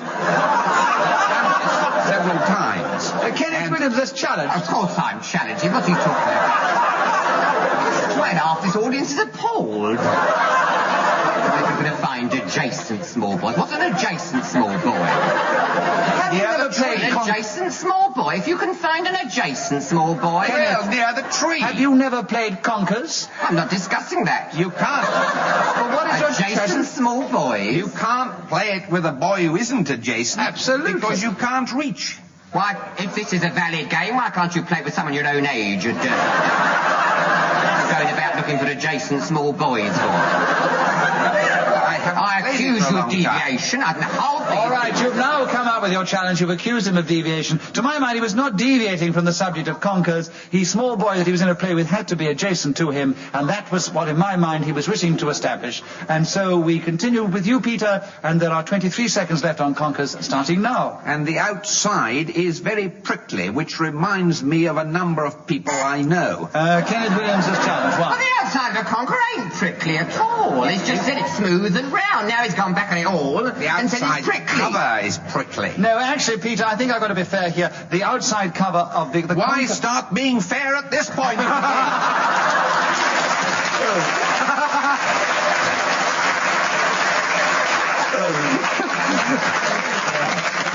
Almost deserve a bonus point for that, Peter. The conker is, to my mind, the article inside, that rounded article which is brown, and the covering, the horse chestnut green, is the spiky bit. Therefore, we're not on conkers. I agree with Kenneth's challenge. You have 17 seconds, Kenneth. Conkers starting now. The word, of course, has come to mean balmy. They say he's stark raving conkers. And this now... Peter Jones has challenged. No, they say bonkers. They don't say conkers. All right. Kenneth Williams is now giving an impression of someone who's stark raving bonkers. Peter Jones has a correct challenge and a point, and Conkers is back with you. 10 seconds starting now. And it is, of course, something that people do. Clement Freud is challenged. Repetition of course. You rotten thing, you. I do. I didn't say of course. Yes, you did. You did. I Yes, said of You course. definitely did, I'm afraid. And I have to be fair within the rules of the game. You've said it once, and if he wishes to challenge on it, then I have to award him a point and tell him he has 7 seconds on Conkers. Clement, starting now. When I was 10 years old, I had a fiver, which meant to conquer, which had conquished, or vanquished, or won. Clement Freud was then speaking when the whistle went, so he has taken the lead at the end of that round. Kenneth Williams, your turn to begin. Roundabouts. Can you talk on that one for 60 seconds, starting now? I adore them, and when I get on the kind, which is scooter-like in their motion, you have to put one hand down to almost propel the entire machine, so to speak, which are in certain children's playgrounds. I adore it, the adrenaline flows. Amy McDonald's challenged. It's just said I adore twice. Yes, I'm afraid you did, Kenneth. So Amy, sharp, straight out the knife box. So, Amy, your sharp challenge gained you a point on the subject, and there are 44 seconds on roundabouts starting now. I agree with Kenneth. They're absolutely fantastic. You get on and whiz round until you're absolutely dizzy and you can't go around. Clement Freud is challenged. Repetition of absolutely. Yes, but she was giving an impression of being absolutely dizzy, and she was absolutely dizzy as she did it. So, She gets as a point. What's that? So she gets a point. I'll put it to the audience. It's the last round. We have so little time left to play this game. Do you think that I should be generous to Amy because she doesn't play as much as the others, or do you think I should be fair to Clement and give him the point? If you think Clement should have the point, will you cheer? And if you think Amy, will you boo? And will you all do it together now? Amy, they're booing you. You've got a point from them. Roundabouts is Nicholas, still... did you go to school with Amy MacDonald? No, I was just... I got a point. You got a point from the They audience. booed. Yes, I said if they boo, we'll give it to Amy MacDonald. I even was generous to Clement, said they can cheer for him for once instead of booing him. Oh, they were booing for Clement. No, they were booing for you to have a point. Oh, I see. So you have a point, and I wasn't at school with Amy, alas. I'm not quite as young as she is. Amy, you have 35 points. 35, thank you. 35 seconds for roundabouts starting now. Clement Freud is challenged. Hesitation. All right, I must be fair this time. Clement, you have 3 seconds on roundabouts starting now. I was once told that what I lost on the swings I would make up on the roundabouts. And having gone without a great deal Peter Jones is challenged. Hesitation. Yes, Peter, you have roundabouts now, and there are 26 seconds left, starting now. I like them when they have horses and bits of tubular brass going up and down and a steam organ. That always makes them much more attractive in my mind. And you can get on a swing, perhaps, which goes right out, centrifugal force, causing it to go almost horizontal over the heads of the gaping crowds at the fairground. Amy MacDonald is challenged. Deviation, he stopped talking about roundabouts. He's talking about hobby horses. But they're roundabouts at the fair. With swings on, you see. I mean, if you're at the fair, you always refer to everywhere as a swing or a, there's terraplane things. Yes, they're the rockets yes, or they the go round. Dodgem cars. They're all roundabouts. Oh, you yes, see, Amy. definitely. It was Yeah. well tried. You're up to the boys' games. Only 3 seconds to go, and you nearly got in, but not quite. A wrong challenge. Peter, you have another point. Roundabouts, 3 seconds starting now. When I was a boy, I wanted to collect money on these things. Well, as I said earlier, I'm afraid this would have to be the last round in this game of Just a Minute. So let me now give you the final score. Amy MacDonald was only just in 4th place, 1 point behind Kenneth Williams, who was in 3rd place. One time he was our leader, but he wasn't very far behind Clement Freud, who was 1 point behind this week's winner, Peter Jones.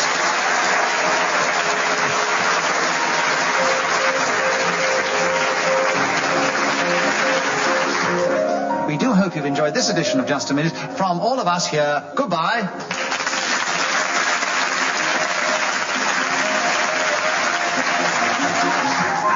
The chairman of Just a Minute was Nicholas Parsons. The programme was devised by Ian Mester and produced by David Hatch.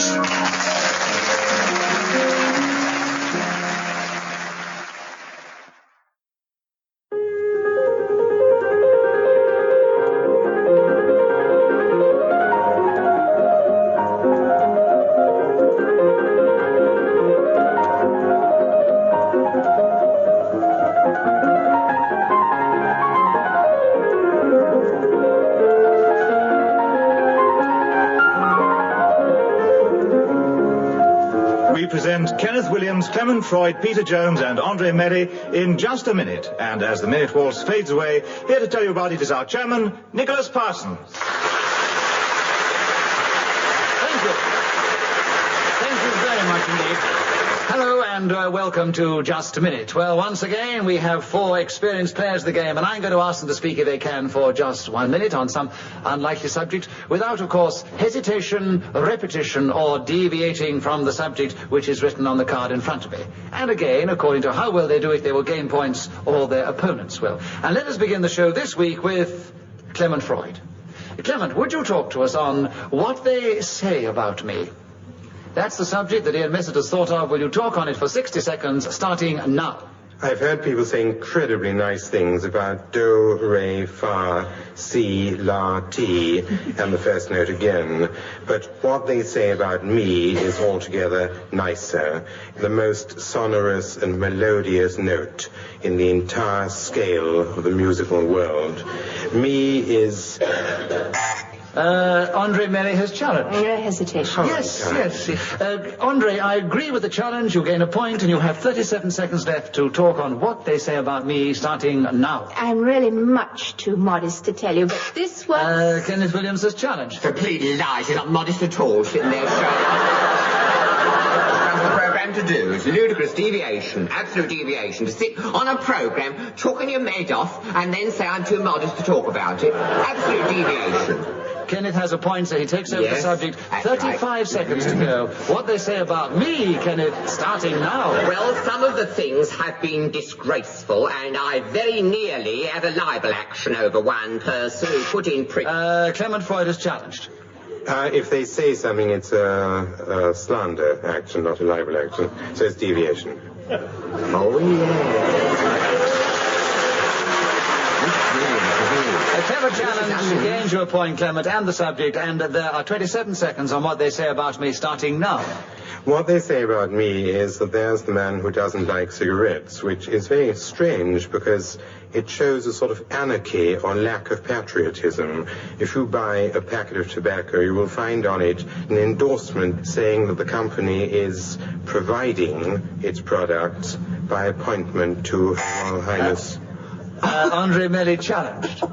Nothing to do with him. It's all to do with cigarettes. It's deviation. Yes, I think he's got away from what they say about me onto what they say about cigarettes and tobacco. Yes, I would agree that is a deviation, and therefore I agree with your challenge, Andre. You have 4 seconds on what they say about me, starting now. Being an actress of many years standing and sitting as I am at the moment, I remember everything.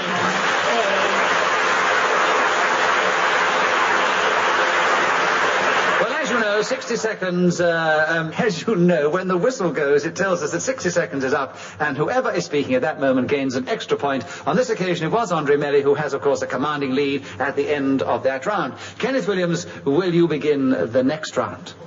Holding my own. Would you talk on that subject? Would you talk on that subject for 60 seconds, starting now? It's better to hold your own rather than anybody else's. You're liable in this world to run into trouble. It is what Kipling means when he says, to keep yours when all around are losing theirs. And what the other bloke, Eliot, meant when he said to keep one's countenance and remain self-possessed. Now, of course, it can be said to be... Clement Freud challenge first, then. Well, I was trying to think. I know you were. We saw it. He was trying to think. Hesitation. Yes, if you try to think in this game, you have had it. And 21 seconds left, holding my own, starting now. Eating a plate of asparagus the other day, I noticed the lady wearing a purple dress sitting across me at the table grasped the stalk. Kenneth Williams challenged. She was sitting across him. Yes, I thought that was... He was eating spaghetti with her across him. I think he had a little job with the spaghetti. Well, I would agree. If she was sitting across him and he was eating spaghetti, I think it's the most devious situation.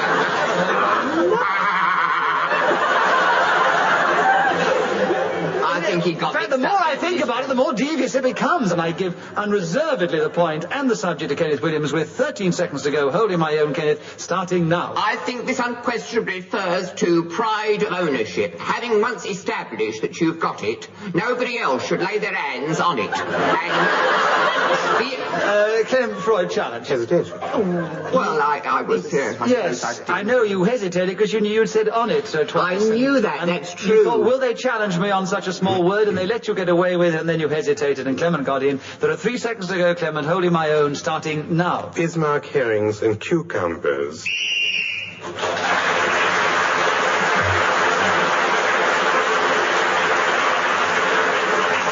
I imagine he was going to say, do not hold their own, they come back with great rapidity. Clement Freud, you were speaking then when the whistle went, so you gain the extra point, you gain other points in the round, you've now gone to a lead of 1 of Andre Melly at the end of the round. Peter Jones, your turn to talk. We're going to hear from you. How lovely. Peter, the subject is being interrupted, which hasn't happened to you yet.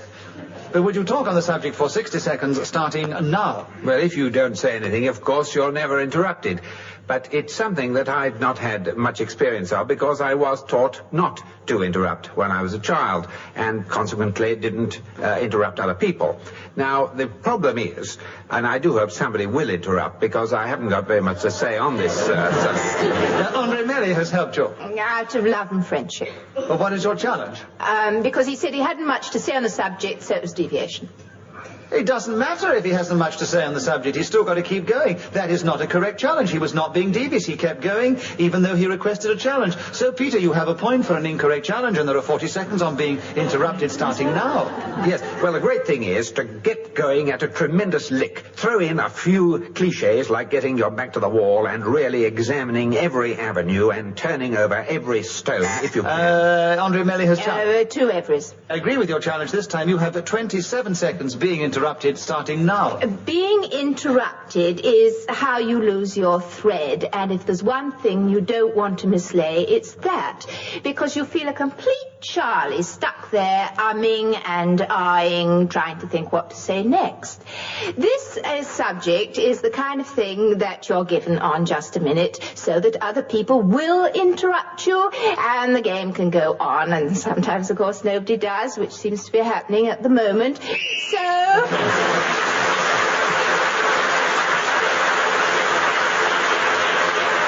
subject which they all seem to find difficult. Two didn't bother to challenge, didn't want to come in, and Peter tried to get rid of it, and Andre did as well. Andre had it when the whistle went, so she gained the extra point. She's taken the lead again over Clement Freud, and we'd like you to begin the next round, and the subject is the origin of my name. Would you like to talk on that subject for just 1 minute, starting now? The origin of my name, I think, comes from the French and means a mess. Melee, a sort of fight or scrum, a bit of a squabble, that kind of thing. But on the other hand, we were Italian-Swiss, so perhaps it's nothing to do with that at all. Andre I got because I have 2 elder brothers, one called George, the other Bill, and my parents felt that Fred or Bert was going a bit too far and they better get a bit flowery, so they decided on the Christian name, which I now hold. The origin... Clement Freud is challenged. Deviation. Why? You don't hold Christian names. You can hold your own, we've seen. I think we're overdoing this metaphor. This, I think you can. You can hold it. You can even... I would say it's reporting the sort of type of English that you speak, if you say... I suppose if you are a Swiss Italian. Yes, Swiss Italian with a French name, you might well say the Christian name I hold is Andre. No, I think you could actually say that. So, Andre, we will give you the benefit of the doubt. You keep the subject having gained a point, and there are 26 seconds on the origin of my name starting now. The father of my great-grandfather, Boosa. Clement Freud is challenged. Her 2 fathers. No, one was grandfather. One is great-grandfather. Great-grandfather, and the other one the father of my great-grandfather. Andre, you have another point for an incorrect challenge, and there are 23 seconds on the origin of my name, starting now. Was a Swiss watchmaker who came... Clement Freud is challenged again. We've already had the Swiss, so Clement, yes. You get the subject this time. 20 seconds on the origin of my name, starting now. Clement is an ancient Roman name, and many popes for this same... Peter Jones is challenged. Hesitation. There are 12.5 seconds on the origin of my name, Peter, starting now. I don't really know the origin of it, but it isn't very original. I do know that. Because Joneses are extremely common. The name is, at least all over Wales and a lot of England and America as well. And Peter, of course, also Roman. That's right.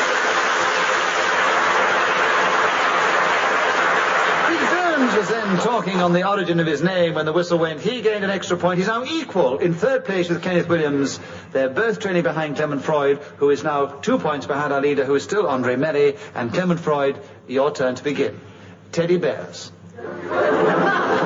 Can you, while holding your own, talk on teddy bears for 60 seconds, starting now? When I was young, there was a song called The Teddy Bear's Picnic, which went, if you go down to the woods tonight, you're in for a great surprise. Then you'd have the first line all over again, which I can't give you because I've already said it. Peter Jones has challenged. Deviation. It's if you go down to the woods today. It's not tonight. That's tonight right. It would be quite a different matter. And also...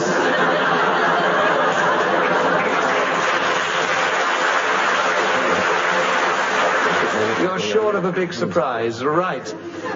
You have a correct challenge, Peter, so you have 46 seconds left now on teddy bears, starting now. They're warm, cuddly things, and they're always stuffed. And children like to have them cozy in bed, you know, when they go to sleep, because it gives them a warm feeling of being... Clement Freud is challenged. 2 warms. Yes, I'm afraid so, Peter. So there are 35 seconds left on teddy bears with you, Clement, starting now. I had a teddy bear myself when small who was called Friggy, which was short for an ice bear. He was black with a white nose and red flippers. I'm not at all sure for the reason, but in my day... Andre Melly is challenged. Hesitation. Yes, I think there was. Yes. And I would agree. He who hesitates is lost in this game. 19 seconds left for teddy bears with you, Andre, starting now. You could say, in a manner of speaking, that Clement Freud was one and Nicholas Parsons was not, if you know what I mean. Little girls... Clement Freud is challenged. I don't know what you mean. No. I'm sure I don't know what you mean. A teddy bear. Oh. But so your challenge is deviation? Obviously. Yes. So you don't know what you mean, so it's devious. Teddy bear.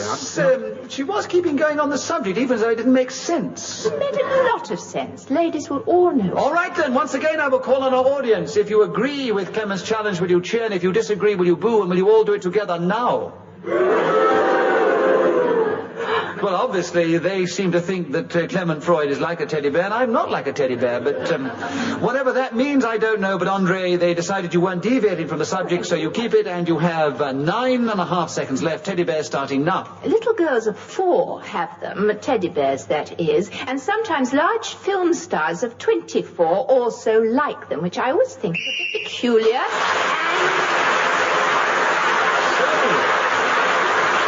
Andre Melly kept going on the subject until the end, so the whistle went. She gained the extra point, and she's increased her lead at the end of that round. Kenneth Williams, will you begin the next round? The subject, Alexander the Great.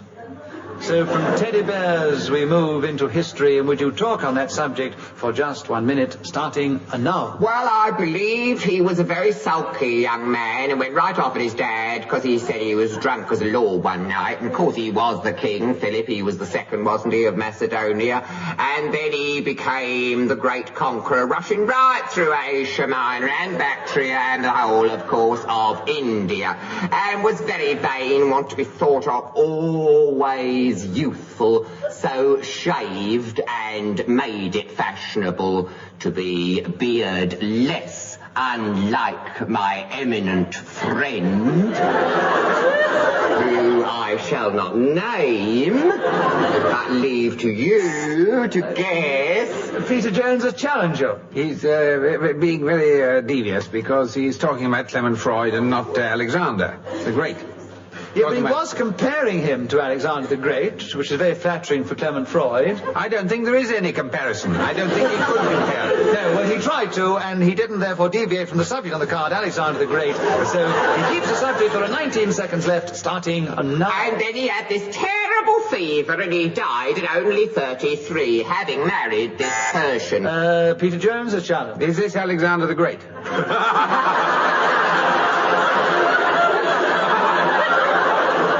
do you think it's Clement Freud, then? Sometimes think it is, yes. All right, so I give you a point for a very witty challenge which was completely nothing to do with the programme. And let Kenneth carry on with 13 seconds to go on the subject starting now. The greatest teacher of the Alexandrian method once pandiculated all over me, and I was...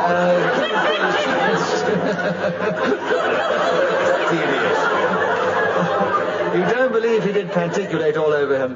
Definitely not. Oh, yes. On the contrary, he did. Pandiculate is to yawn, Clement, and that's what he did all over me. What, Alexander? No, I said a teacher. Weren't you listening to what I said? We were listening, but we had to... Am I wasting my time sitting here? I've come all the way from King's Cross. I mean, I've come here at great expense. And I do think I should be treated with respect. Yeah, I'm sorry, you're getting very emotional now, Yes. Kenneth. Well, do I keep the subject or lose it or what? I mean... How... Well, he admits he wasn't talking about Alexander the Great. No. On the subject of, you can perfectly reasonably mention a teacher, can't you, apropos the subject you're discussing? And you said the teacher pandiculated. Well, he gives his name to the Alexandrian couplets, doesn't he? Good gracious. I mean, everything's derivative, isn't it? I mean, good gracious, I mean, it's ridiculous. I mean, I can't sit here and insult this. I think you made a very good case for yourself, Kenneth, and we'll give you the benefit of the doubt, and 6 seconds left on Alexander the Great, starting now. And when he expired, there began the most frightful row over the dividing up of his territory, but most of it went to the relatively clear part.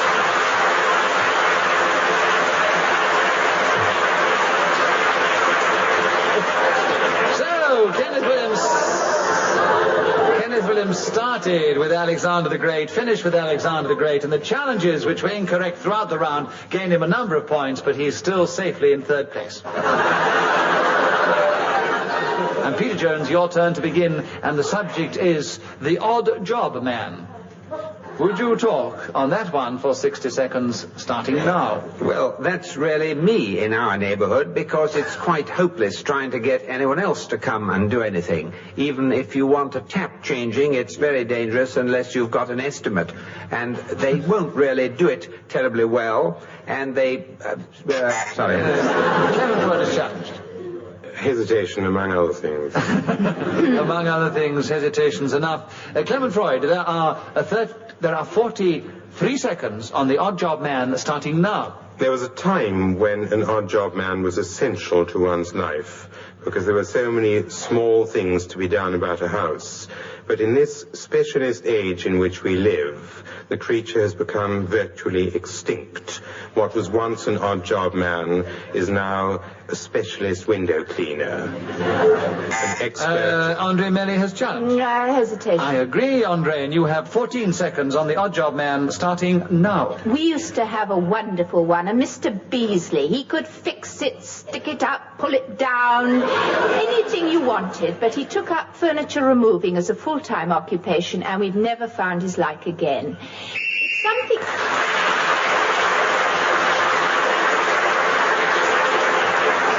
The unsolicited plugs that some people get on our programme. Dear Mr. Beasley, his business will go up after this show, won't it? Andre, you've increased your lead at the end of that round. You've got a very commanding lead, and we'd like you to begin the next round. The subject is babysitting. Would you talk on that one for just a minute, starting now? Apart from the oldest profession in the world, this is one of the few jobs left to women which isn't taxable.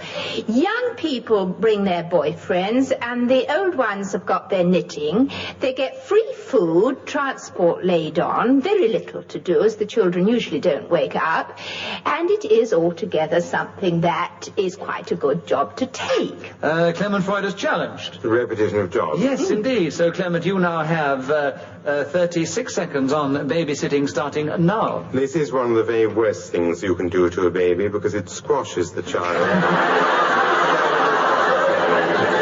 If you find it essential to sit upon an infant, I suggest you do it with your legs wide apart, missing the head, and perhaps perching on the chest the knees. Was challenged. Oh, hesitation. Yes, I think his devious thoughts were distressing him so much he paused. Kenneth, I agree with your challenge, and there are 16 seconds on babysitting starting now. Well, I think the gift there is occupational hazardry, because the idea being to... Clement Freud is challenged. Deviation. Why? Occupational hazardry cannot be a gift. Whatever it is. Whatever it is, yes. I'm not even sure that it is anything. Quite right, he's got a perfectly genuine I know it's a perfectly genuine challenge. Yes, it's a genuine challenge. Yes, and he has a point, and he has 9 seconds on babysitting starting now. One used to pay 12 shillings and sixpence an hour, which has now been amended to 60p for 45 minutes.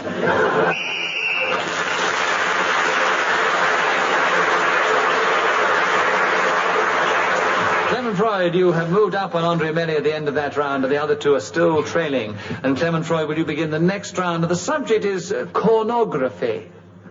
Clement Freud, will you talk on cornography for 60 seconds, starting now? Cornography could well be the art of sweet corn, either the growing of it or the consumption thereof. On the other hand, unlike pornography, cornography may be the science of writing corny literature, or boring couplets, ribald jokes, stupid messages on lavatory walls. And I'm not really prepared to go into this any longer. Kenneth Williams challenge. Well, I'll have a go if he not...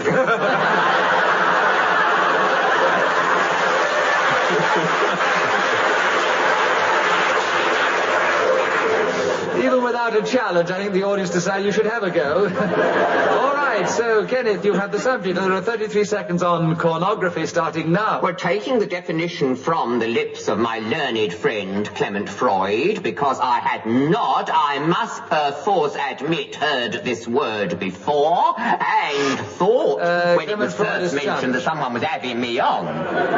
What? Wait, Clement Freud is challenged. Deviation, I've just said it 3 times. So you must have heard the word before, because Clement Freud has just said it 3 times. Now, that's one of those clever challenges, because what he meant was he had not heard the word before this program started. He should have said that. But he conveyed it. His look to me conveyed he was referring to the fact before the program started he had not heard the word. I think the audience would agree with that, wouldn't you? Yes. Cornography is still with you, Clement Freud. With Kenneth Williams, cornography, and there are 22 seconds left starting now. A good example would be the violet hush of evening was descending as Violet Hush drove me along Sunset Boulevard. 2 ushes. Are you allowed? It's proper name.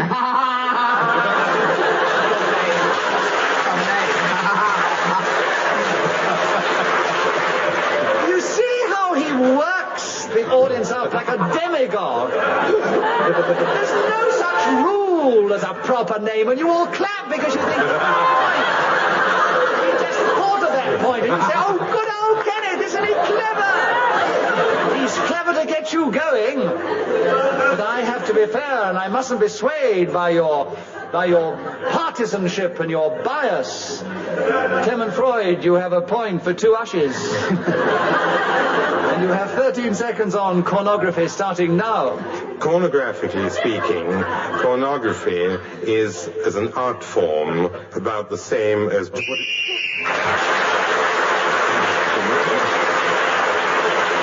For those of you who haven't already anticipated the fact, and for those of you who watch their clocks at home, will know that we have no more time to play just a minute, so I have to give you the final score. But just to let you know of the ones who were less fortunate, Peter Jones finished in 4th place, a little way behind Kenneth Williams, who finished in a good, strong 3rd place behind Clement Freud.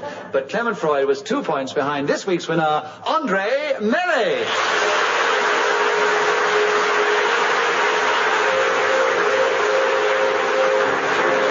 Hope you've enjoyed this edition of Just a Minute, and we'll want to tune in again next time. Until then, from all of us here, goodbye.